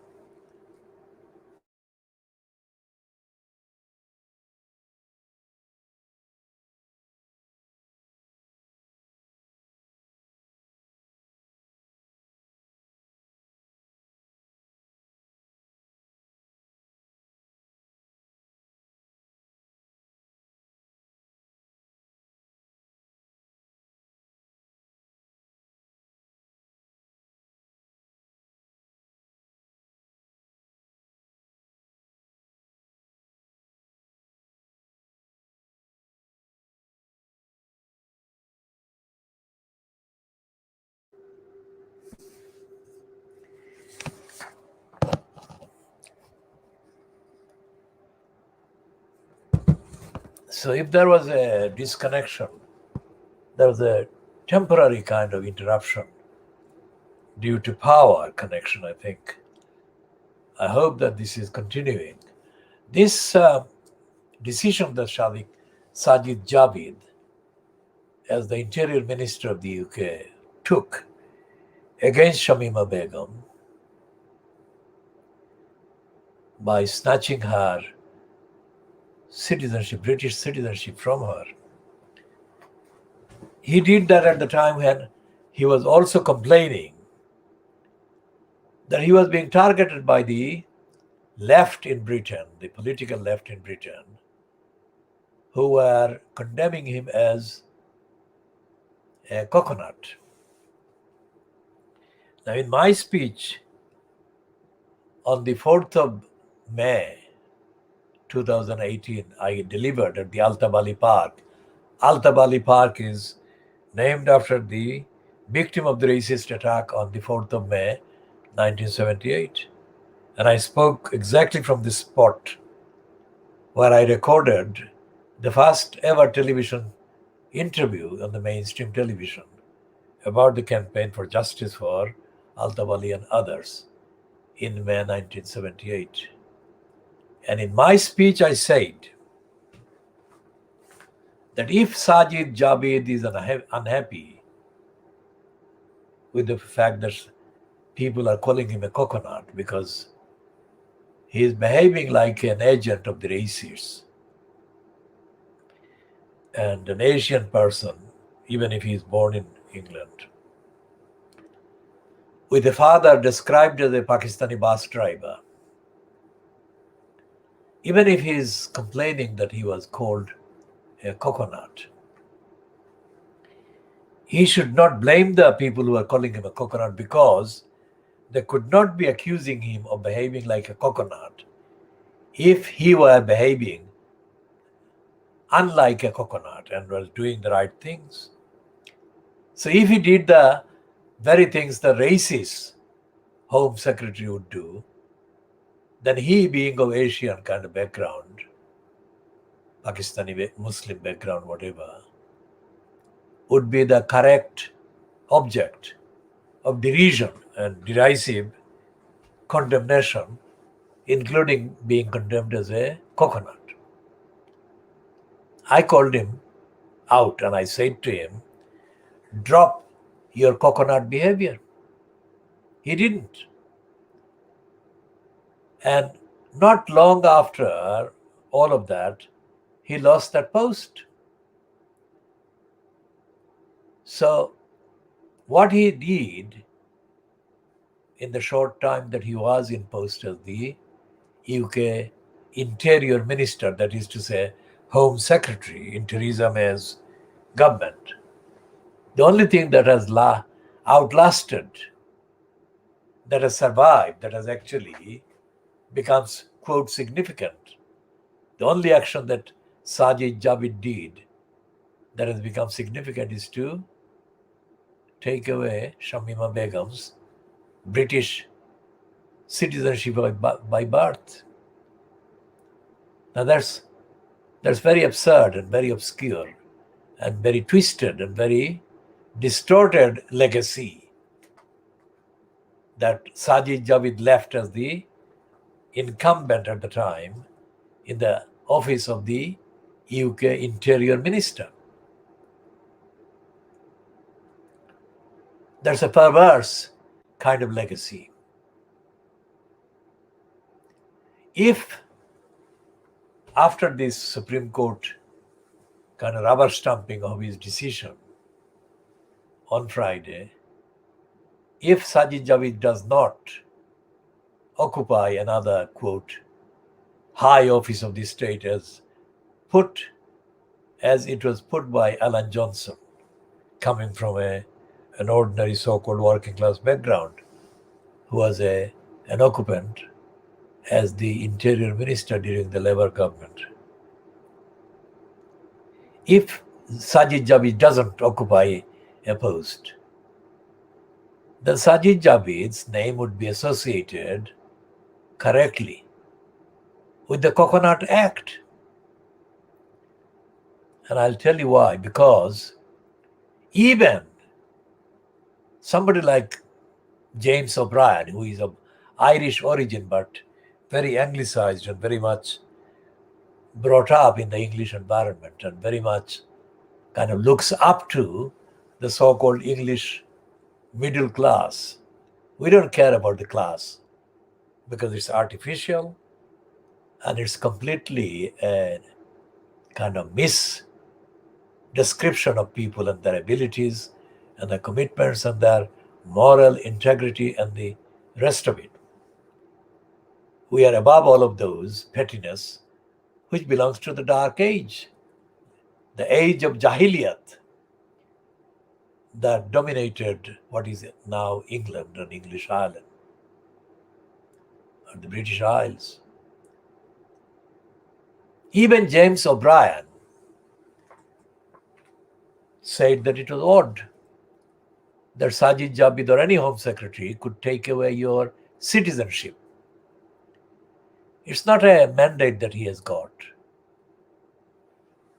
So anyone who is new to the discussion and needs some kind of clarification about what I'm talking about in terms of the constitutional law framework about Britain can find this useful. Unlike most countries in the world, the UK doesn't have a written constitution, a written code of governance. What it has as an alternative is a set of things called the conventions. And as it is not a written thing, any convention is open to abuse or misuse. So let's put it there. So whatever Sajid Javid could do or couldn't do in accordance with or in line with the rules and powers conferred on him if there was a written constitution cannot be definitively, conclusively checked as wrong or as right, because there is no fixed set of rules called the Constitution, or there is no fixed list of codes that are collectively known as the Constitution. And the same thing, the same kind of lack of consistency extends to the behavior of the bureaucracies, the courts of law bureaucracies. And there is a similar thing, similar to the conventions, which is called the common law, English common law, which is not found in any written book or series of books. It's a common law which is very flexible. But because it is flexible, any interpretation of this so-called common law The interpretation, of course, is done by a, quote, judge in a court of law. Any interpretation is open to abuse, which is what has happened here. The so-called 5 judges in the Supreme Court who looked at the appeal by the Home Office against the decision by the Court of Appeal, which had said that Shamima Begum should be allowed to return to the UK in order to pursue her appeal or challenge against the Home Secretary of the time. So the Supreme Court said that she should not be allowed to come back to Britain to do that. So that is a common law. That is a common law behavior by the Supreme Court. And the key line in that misruling is the balancing of the rights of Shamima Begum with the national security. Now this is very important because in the series of legal kind of processes that have been taking place since Shamima Begum's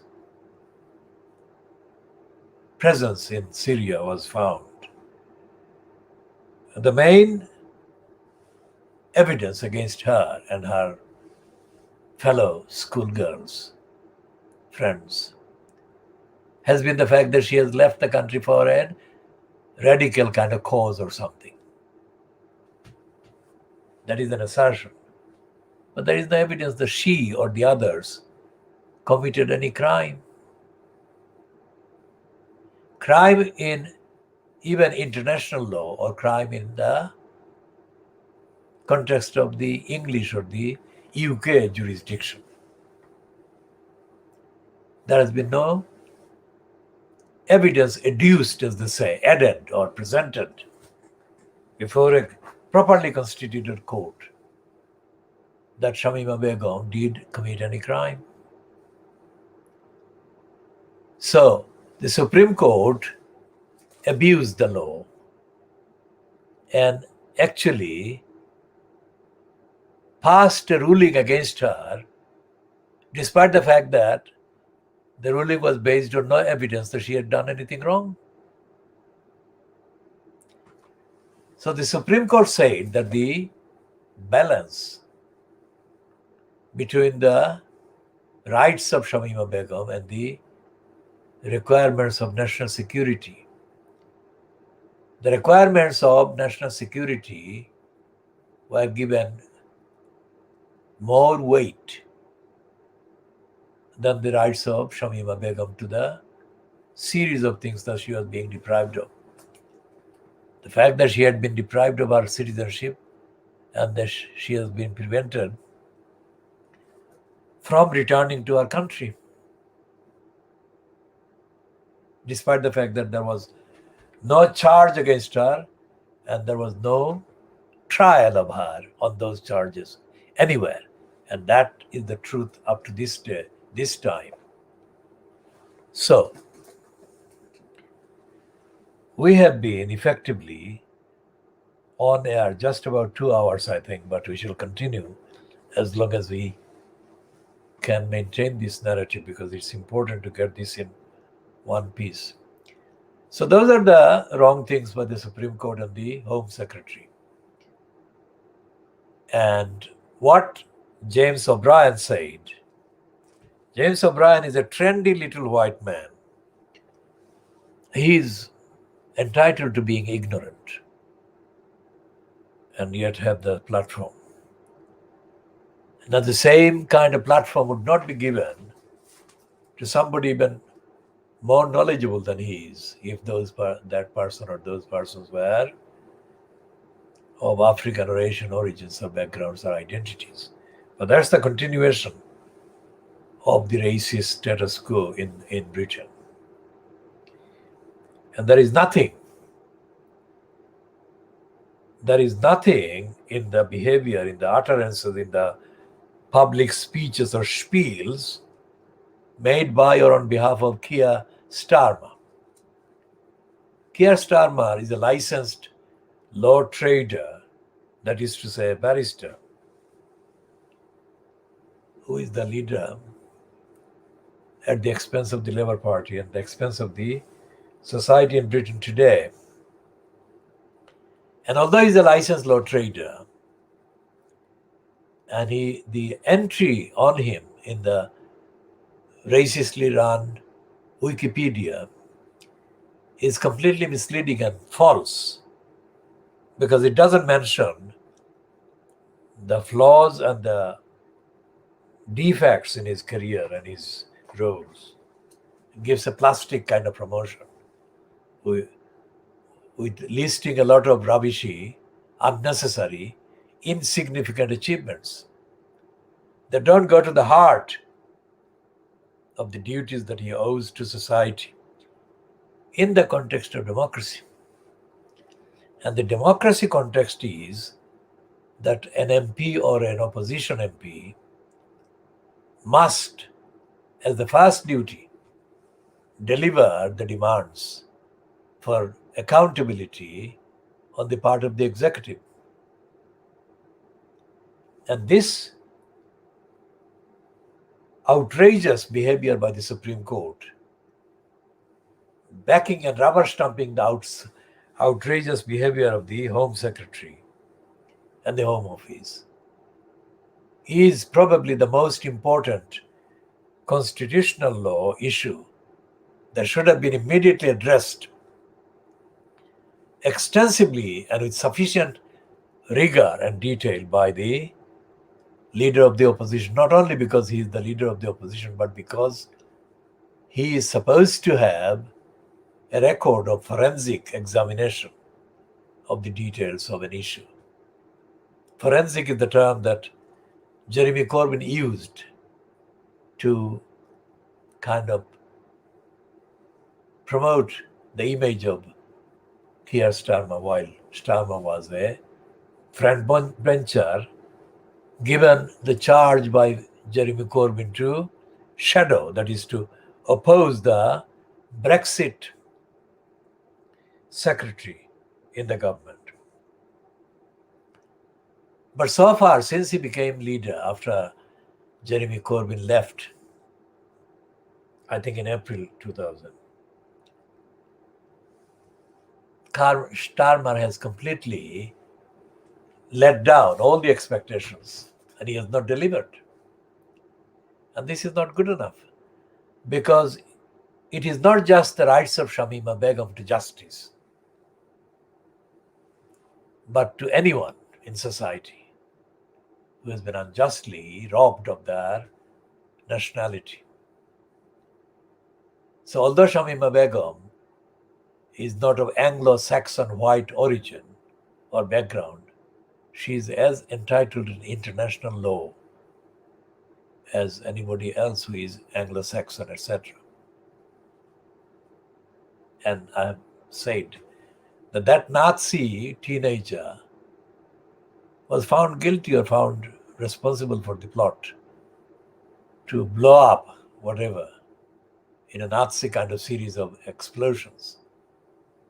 And he has not been denied his British nationality by birth, or he has not been denied of the remotely comparable rights that Shamima Begum has been denied of.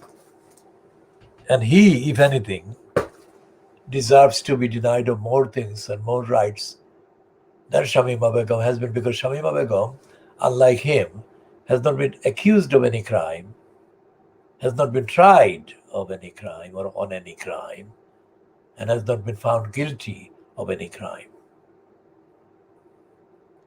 So that's illegal, because not only on the facts, but also according to the International Convention Against Statelessness, it's unlawful, it's illegal to make somebody stateless. So we move on and back to the duties of the Tower Hamlets Council, the local council.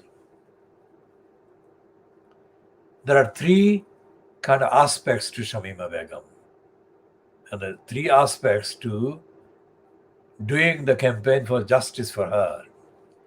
One is the duty owed to her under safeguarding duties by the Tower Hamlets Council, the local council. The other is her citizenship, and the other is the illegality done by the court system.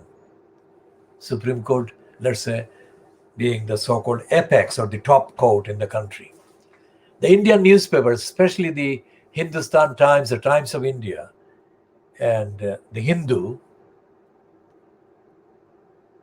refer to the Supreme Court of India in a trendy way as the apex court. Apex is not a very common word in the English language or the usage. It's the top court. Top is the more appropriate word. But those trendies, mental slaves, use other complicated phrases in those newspapers.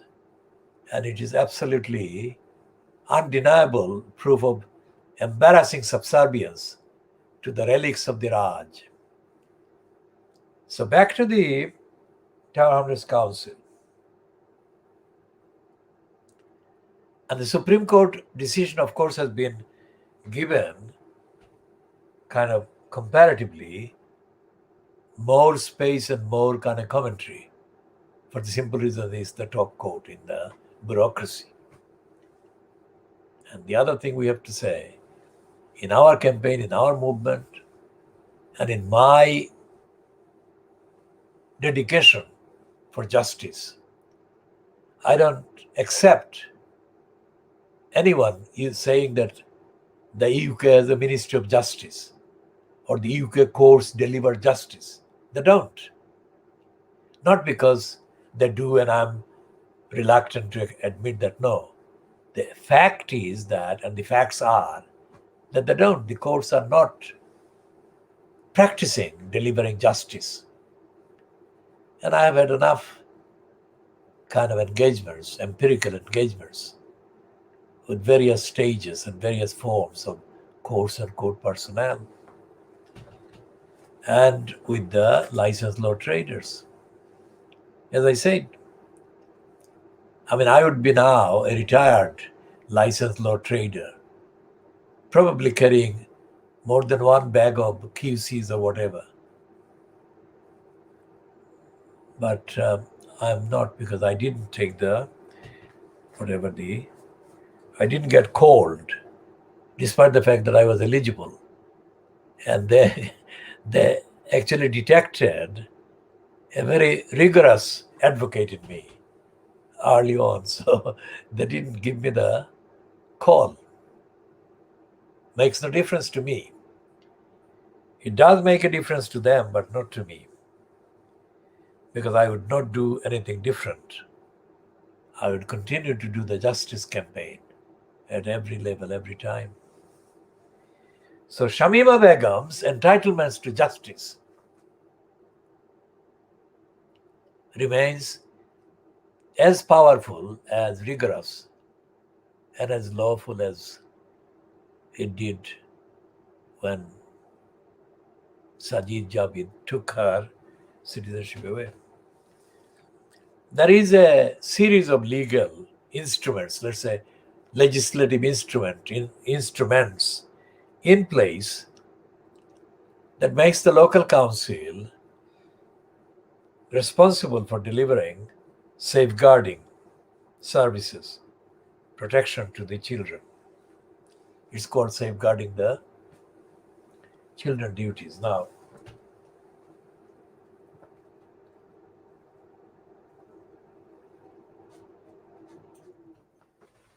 local councils like Tower Hamlets Council in East London have got stages or levels or tiers, TIERS, tiers of their own bureaucracies. So let's go through them one by one. Shamima Begum is a child born to Bangladeshi parents.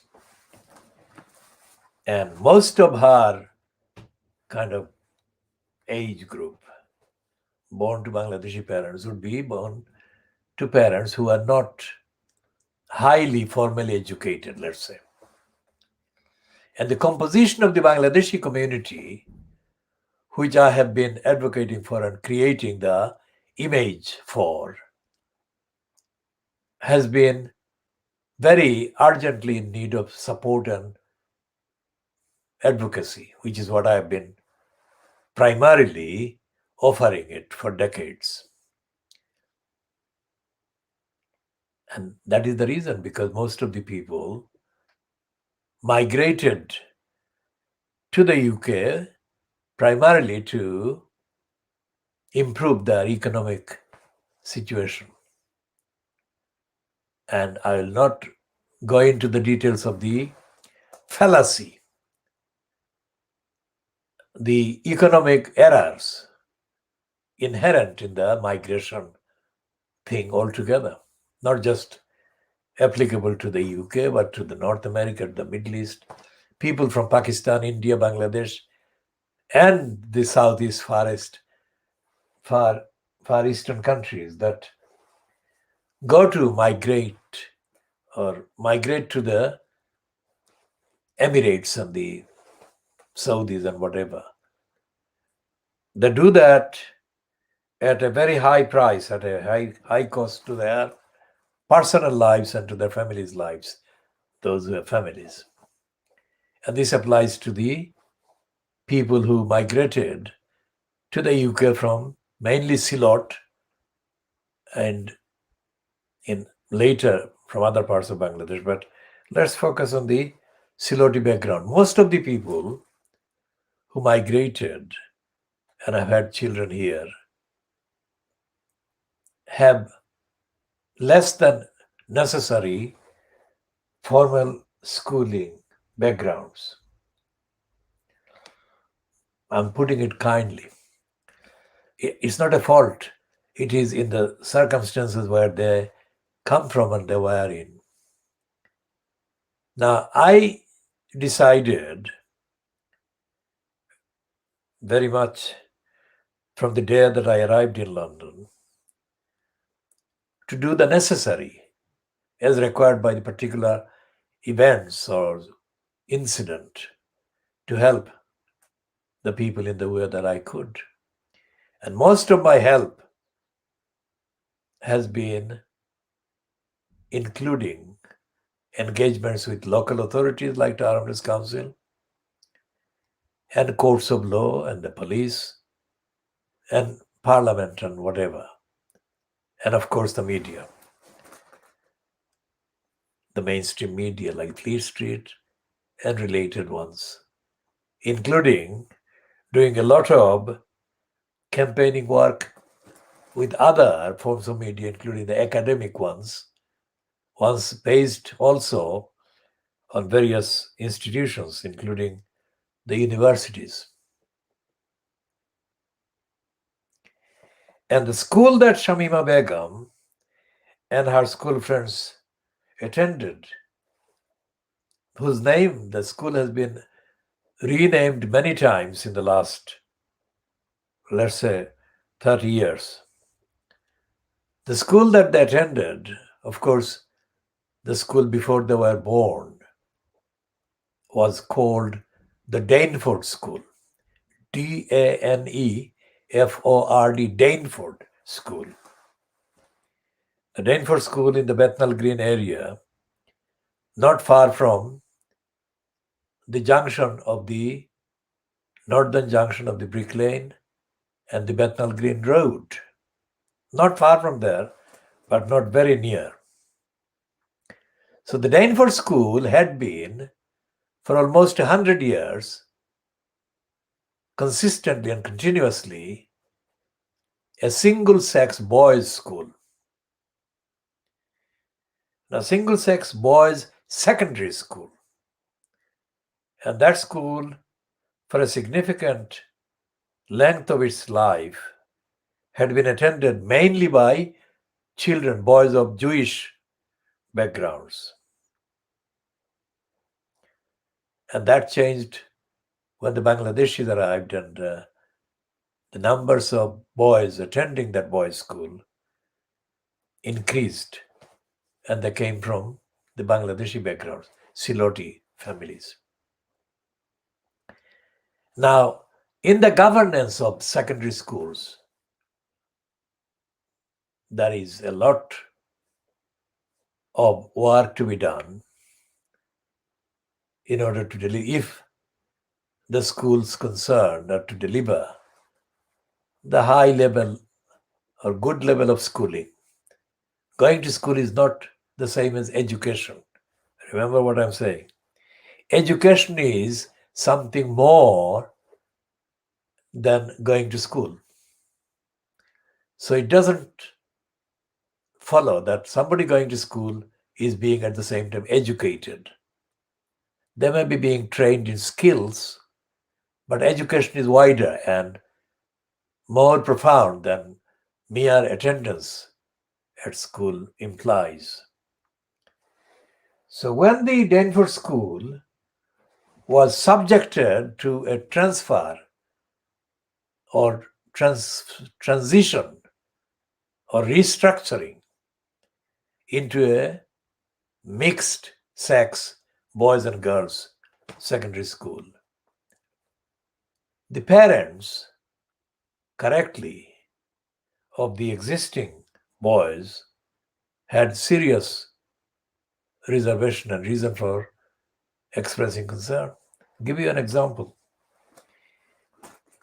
In the 1980s, let's say early 1980s, when the Bangladeshi background girls, first batches of the Bangladeshi born girls in UK, let's say in Tower Hamlets, became of age, if you like, or puberty, and acquired puberty.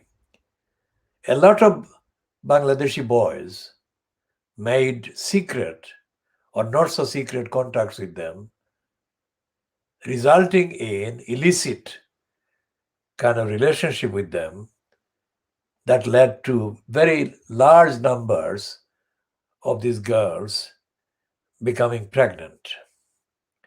Now, schoolgirls becoming pregnant they don't go together, those two things. There has to be something else. There has to be marriage, and there has to be other things, and none of this happened. But the girls became pregnant nonetheless. So much so that one GP, that is general practitioner doctor, who knew of what was going on and who knew that the nearest hospital, that is called the Royal London Hospital, had hundreds of abortions being done to girls from this girls' school, not the Denver school, but the school called Marlbury School or Tower Hamlets School.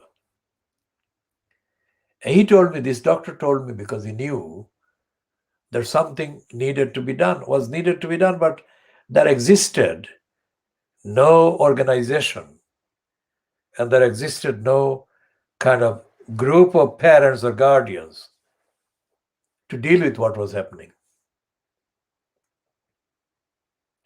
Take a pause and think about what I'm saying here.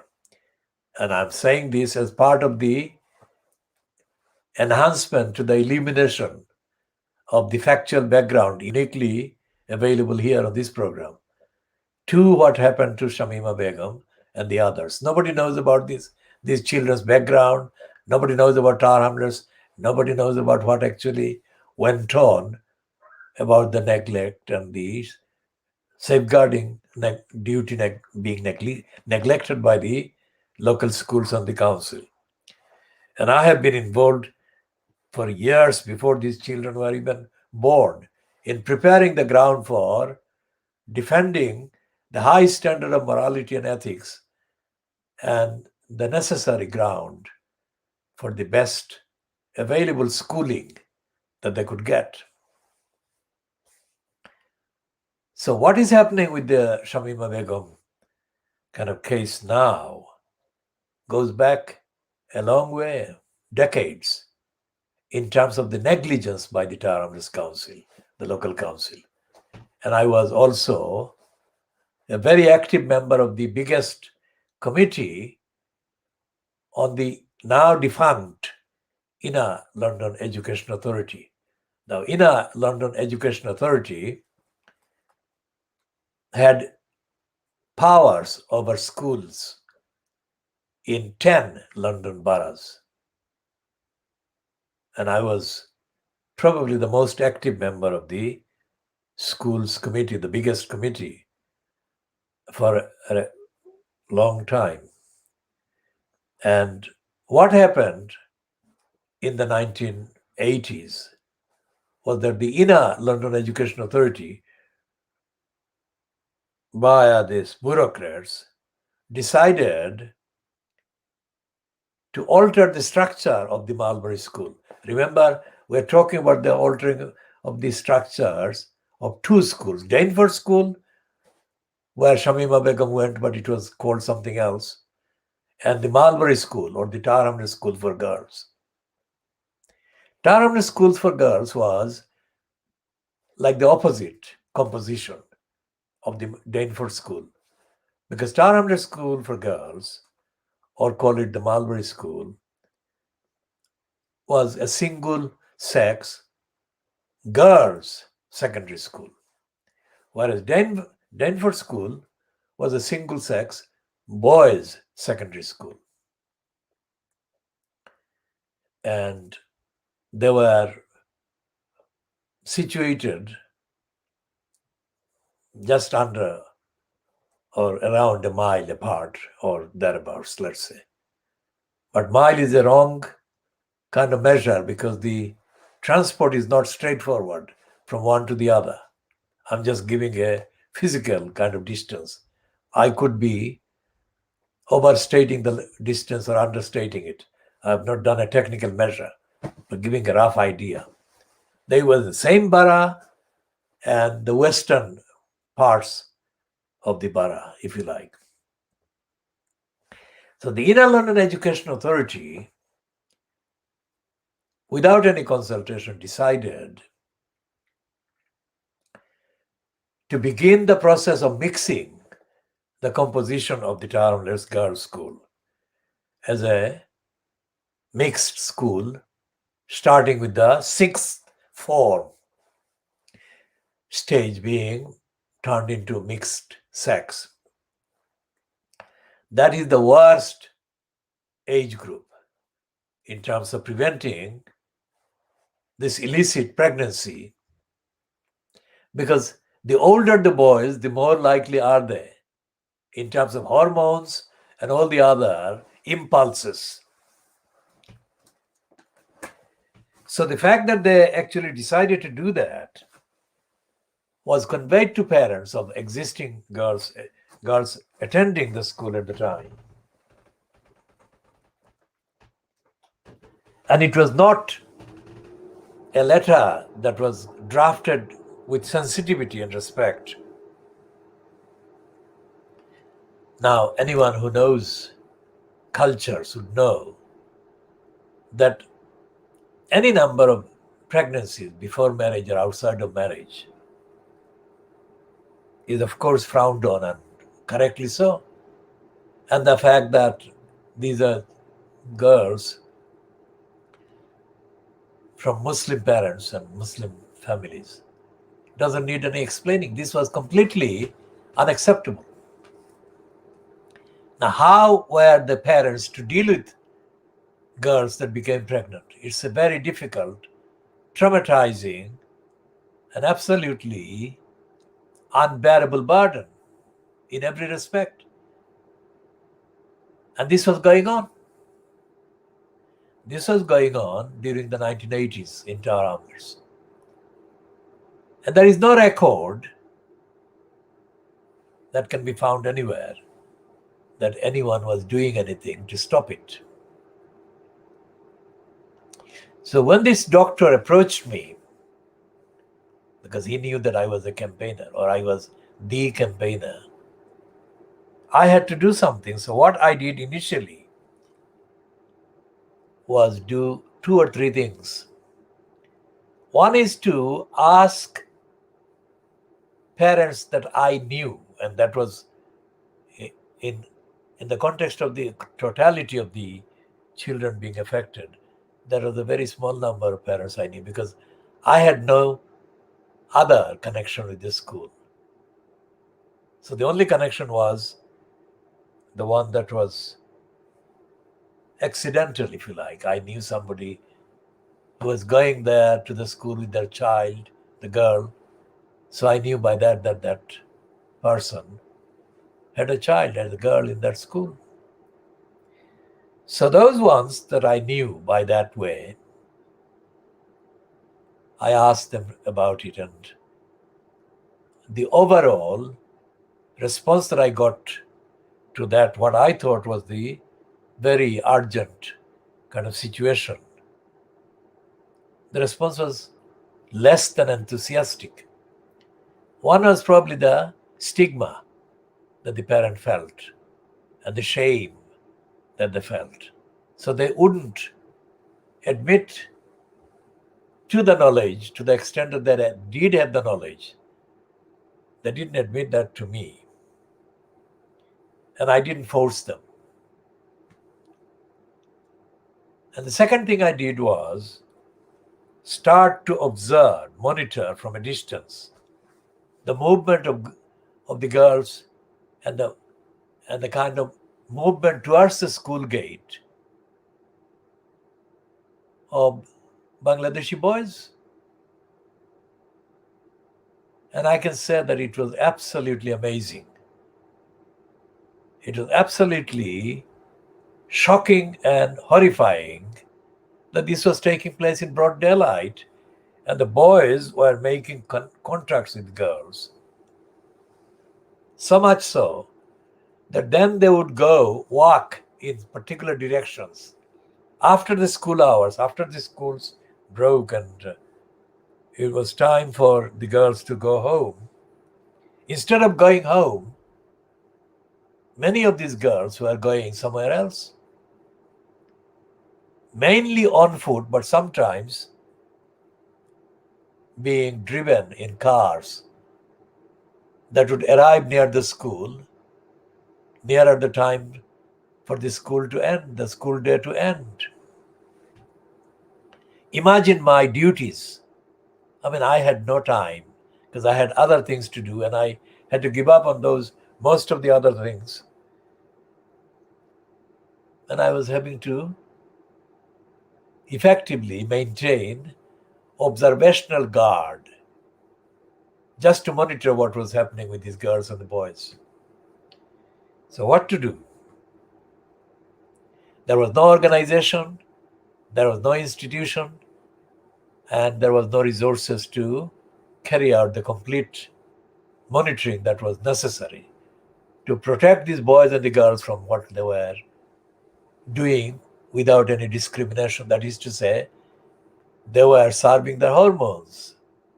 No society, no morality, no ethics, no sign of educational enlightenment. This was happening in London, in Tower Hamlets, in the 1980s.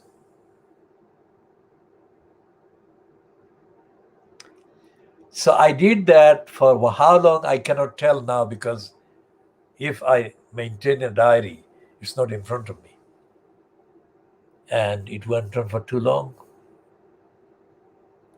One boy that I actually approached, not by intending to approach him, but physically it just happened that he and I were not far apart, standing next to the Lloyd's Bank that is now in the commercial road near the school. And the boy was inches away from me, I think. And he was kind of leaning on the periphery, the boundary wall or whatever. And I started talking to him, and I asked simple questions like, why are you here? What are you doing? Although I had mundane, let's say, words in the questions, he felt that I was kind of invading his personal space. So he reacted kind of defensively. That is to say, he reacted by questioning my right to ask him any questions. And I left it there because the next thing would be a scene taken from one of the Telugu films, maybe, or from a story from R.K. short stories. And years later, that is just to put the perspective and the continuing narrative about all the things that I have been doing, having to do. This boy, who had grown by any number of years by the time he introduced himself to me, and he said that, I remember you. And I said, from what or where? And he said, from outside the Mulberry School. With a smile, he said that I am grateful for that conversation with me that you had. You saved my life and whatever. But the point is that he was in a minority. Most of the others that were engaged in the same sort of thing would not feel that way. And I don't think they felt that way because nobody stopped them. So it went on for whatever number of years, and I did whatever I could with the ongoing commitments that I had to maintain, all the other things, all campaigning, all investigative work that I had to do. And then this plan by the Inner London Education Authority came. And it gave me enough stimulus and incentive to engage in examining the proposal. And what I had witnessed between those girls and the boys mixing was the complete evidence that I could justify including in the campaign to stop the proposal to mix the school between boys and girls, which is what I did.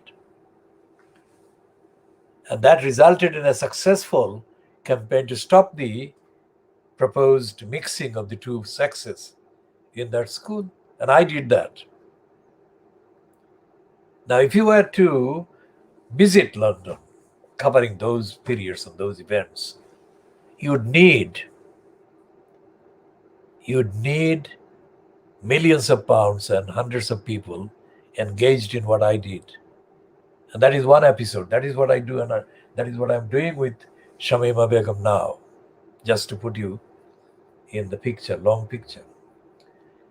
What happened in the Dainford School 10 years after I began to have to watch the goings-on outside the Mulberry School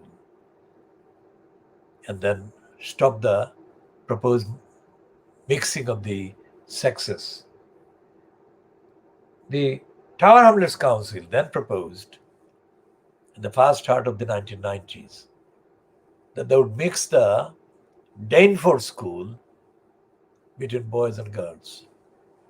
And they gave all kinds of stupid educational so-called theories. Now, those theories don't exist. These are theories that defy reality and the truth. They defy, first of all, they defy the operation of hormones. I mean, you don't mix the wrong age groups at the wrong time. It is okay with primary school children because they don't have the impediment of the hormones at that age. But when the children are teenagers, this is the wrong age, this is the worst age to mix them. And by definition, people with such kind of exposure to the powers of the hormone, they cannot be lectured, they cannot be kind of taught to do the right thing and all the rest of it. That doesn't matter. And so those people who pioneered the single-sex secondary school model were doing the right thing educationally. And everywhere in the world, single-sex secondary school is a better model than a mixed-sex secondary school, let's say. And when they proposed this mixing of the Dainford School, children, secondary school age children in that school, again, I had no direct connection with that school at that time.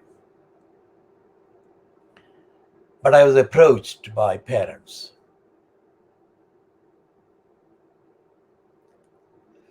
Parents of boys that were going to that school with the request and plea for me to help. Again, because there was no organization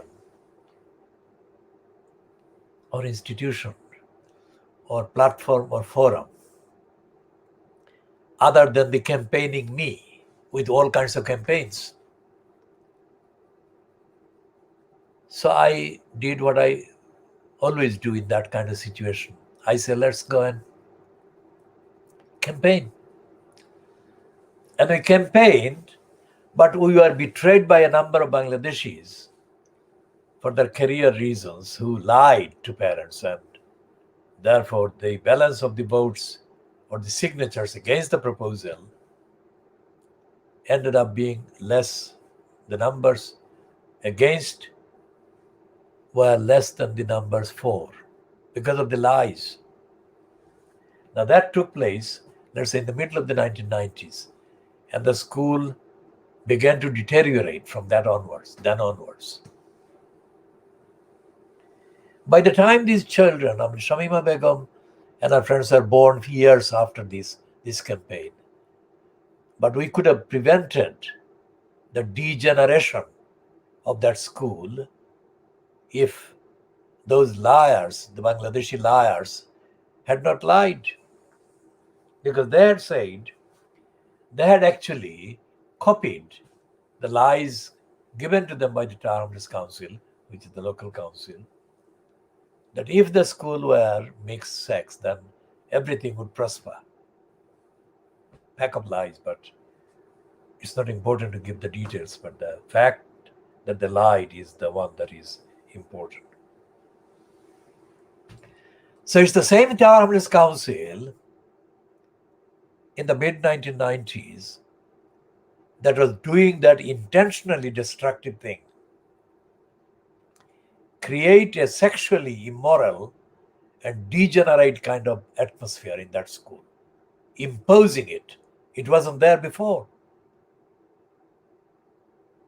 And imposing it, despite the fact that it knew, the Tower Hamlets Council knew that secondary school age children would behave in a different way in terms of that kind of thing, sexual mixing and whatever. And they showed contempt to the opposition, and they exploited. Remember what I said before? They exploited the lack of formal education on the part of most of the, or many of the parents of the boys, because it was still a boys' school in the mid-1990s, the Dainford School. And then we misled them. So when the school was changed, they had on the governing body bogus parent governors. Bogus in the sense that those parent governors were genuine parents, but the fact that they were included in the governing body was for them to be used for a bogus purpose, which is to say that we have parents on the governing body. So we have what they nowadays say, diversity and inclusion on the governing body. But this was a corrupt arrangement, intended to be corrupt with a degenerate kind of outcome. Because the people in Tower Hamlets, in the Tower Hamlets Council, the local council, wrongly and prejudicially had a completely anti-educational agenda. And that agenda was to liberate the Muslims, because they wrongly and untruthfully claimed that the Muslims were denying their children the liberty and freedom and all the rest of it. That's not the case. Because those Jewish parents and Jewish families who very loyally supported the Daneford school by sending their boys there were not doing anything different than what the Muslim parents were doing by sending their boys, when the numbers kind of fitted the demographic and ethnic and faith backgrounds. Because by the time the Bangladeshis settled in Tower Hamlets, the numbers of Jewish parents decreased, because they had been already moving east towards Ilford and north to Golders Green and Hackney. So it wasn't a plan, it was just a demographic shift that took place in that part or those parts of the capital, that is London. So when the Daneford school had these artificially included parents or guardians, they didn't have any real say about the decay and the degeneration in the governance of the school. And what I'm saying is that the cumulative effect of that kind of degeneration produced the kind of disconnection with the girls or with the pupils. So whoever targeted these children targeted by taking advantage of a rife atmosphere that was open to exploitation, including possible indoctrination or so-called radicalization. Remember what I've said. You can play the tape and see what I've been saying. I don't have to repeat any of it, except to say that in 1994-95, I foresaw that, not the radicalization, because that wasn't a phenomenon at the time, but I said that the children would be done damage to by this mixture, and the governance is not suitable, acceptable, or not even present. Now, I had been a governor in 4 schools. I think 3 primary schools and 1 secondary. And at every school in London, I encountered kind of evidence of serious failings by the schools, by the head teacher and by other teachers. Now, let me say this. I didn't become a governor because I had the time to become a governor. But the governing bodies in all those 4 schools were in such a state of bad disrepair, if you like, or disorganization, that I was astonished to find the level of disorganization, stupidity, and the lack of accountability by the given head teacher in each of these schools. So it's not something that I came across for the first time in the case of Daneford School. It had been something that I had known had existed. And I had, in the middle of the 1980s, got the democratic control of an organization that I renamed as the London Collective of Black Governors, black meaning both Asian and African school governors. Details about which I shall be updating upon in due course. But let's say that my engagement and involvement with schools all of them resulted from the absence of due governance and due administration and due direction in all of those. I didn't do that for career, and I did not have any need to do a career. And what happened was that as a result of my involvement in the 4 governing bodies, I found that the head teacher in each school was abysmally incompetent, unaccountable, and they were lacking any knowledge of the needs of the children in the wider context and the impact of schooling and the backgrounds of these children from homes and families, etc., and the implications in society. So I tried to introduce various measures, various activities, and because the other governors were there to add points to their CVs or something like that, and they were not as committed to the enlightened agendas that were needed by these schools, most of the actions that I proposed and I pushed for were resisted. So imagine the school governing body in Denver School. I wasn't a member of the governing body, and the other people who were there were not arguing for the kind of things that needed to be done: accountability, transparency, and dedicated concern for each of the pupils, which is what counts every time. If you give dedicated attention to the welfare of the child and their general outlook and thinking and other human kind of outlook and connections, then they work better for themselves and for the society, etc. This wasn't happening.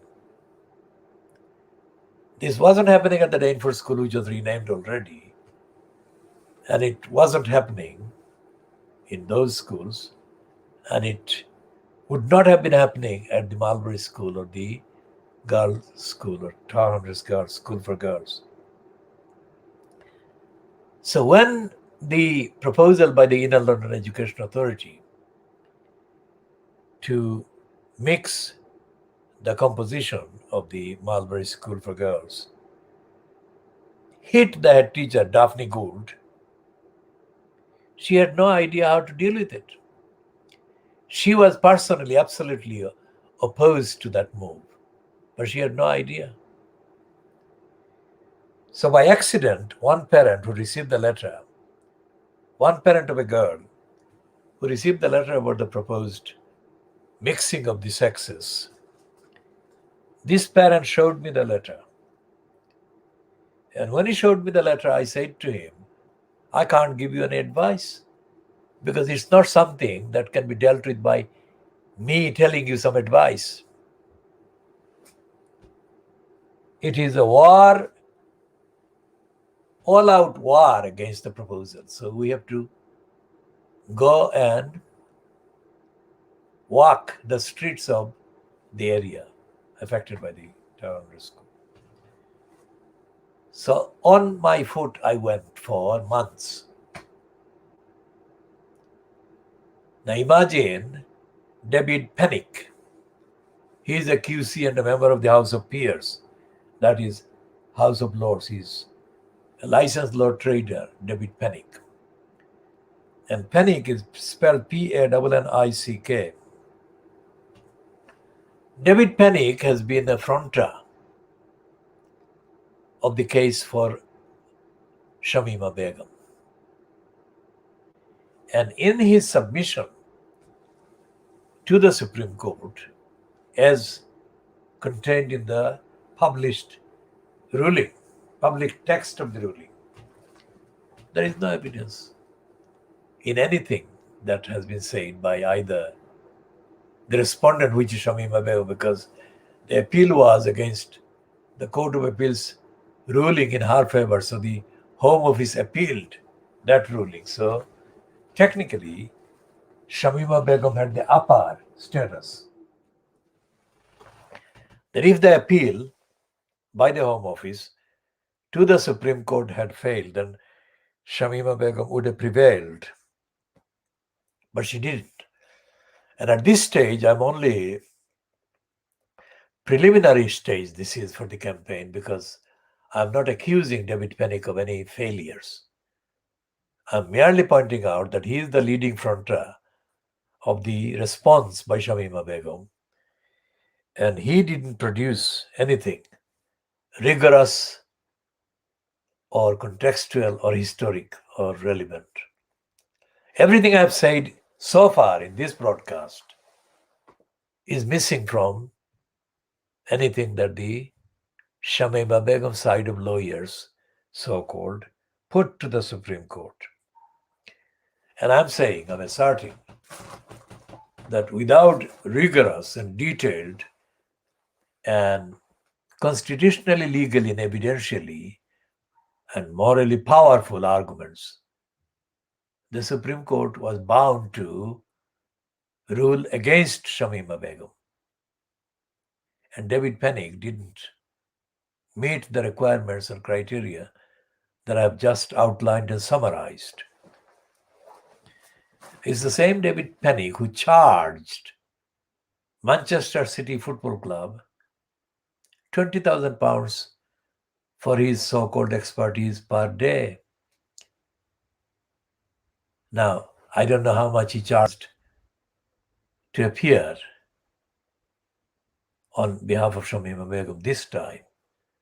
But let's say that he would charge, or he would charge the equivalent of that kind of money.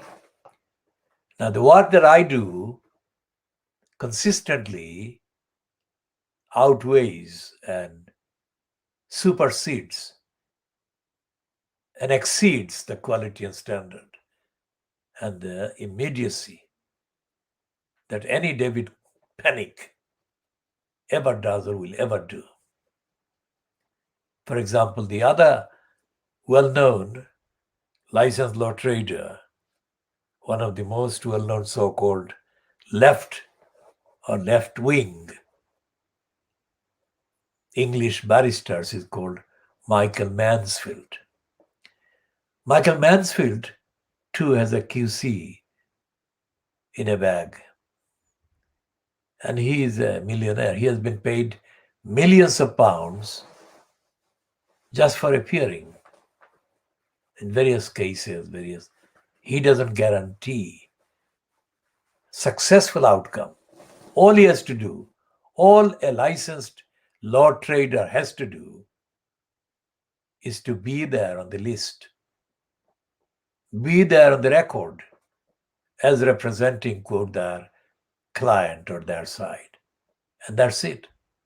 There never is any promise or guarantee that they will guarantee an outcome.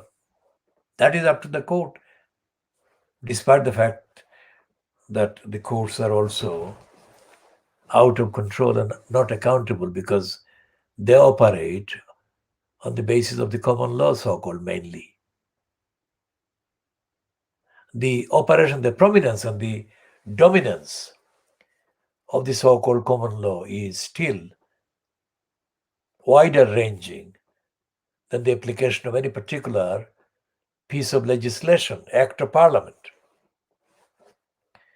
The main operation of the English courts is in the framework of the common law.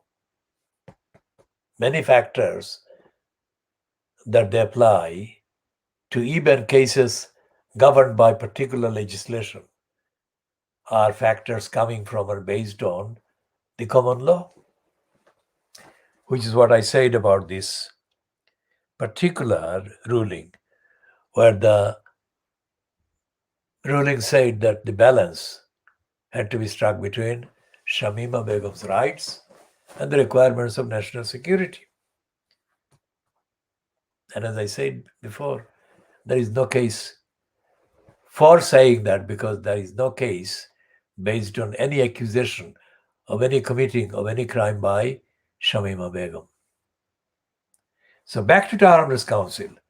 The same Tower Hamlets Council that tried to mess up 2 schools and did mess up 1 school is the same school, same Tower Hamlets Council that had the duty to safeguard the welfare of the children, including Shamima Begum. So anyone talking about the safeguarding children duties has been talking about it because I have been talking about it for a very long time, and they've started to catch up. They have no idea what the background is. This is the glimpse of the background that I've just given exclusively, world exclusive diagnosis of Fleet Street, and Fleet Street doesn't. Fleet Street is obsessed with attacking both Shamima Begum and Meghan Markle, but they have not been spending the time or giving the space in equal manner to both Shamima Begum and Meghan Markle, because they've been totally kind of frenetically obsessed with attacking Meghan Markle with pages and pages and pages of lies, innuendos, and fabrications and corrupt allegations against Meghan Markle. And it can be contrasted with their disregard and contempt disregard for the rights of Shamima Begum and the contempt for her or contempt against her.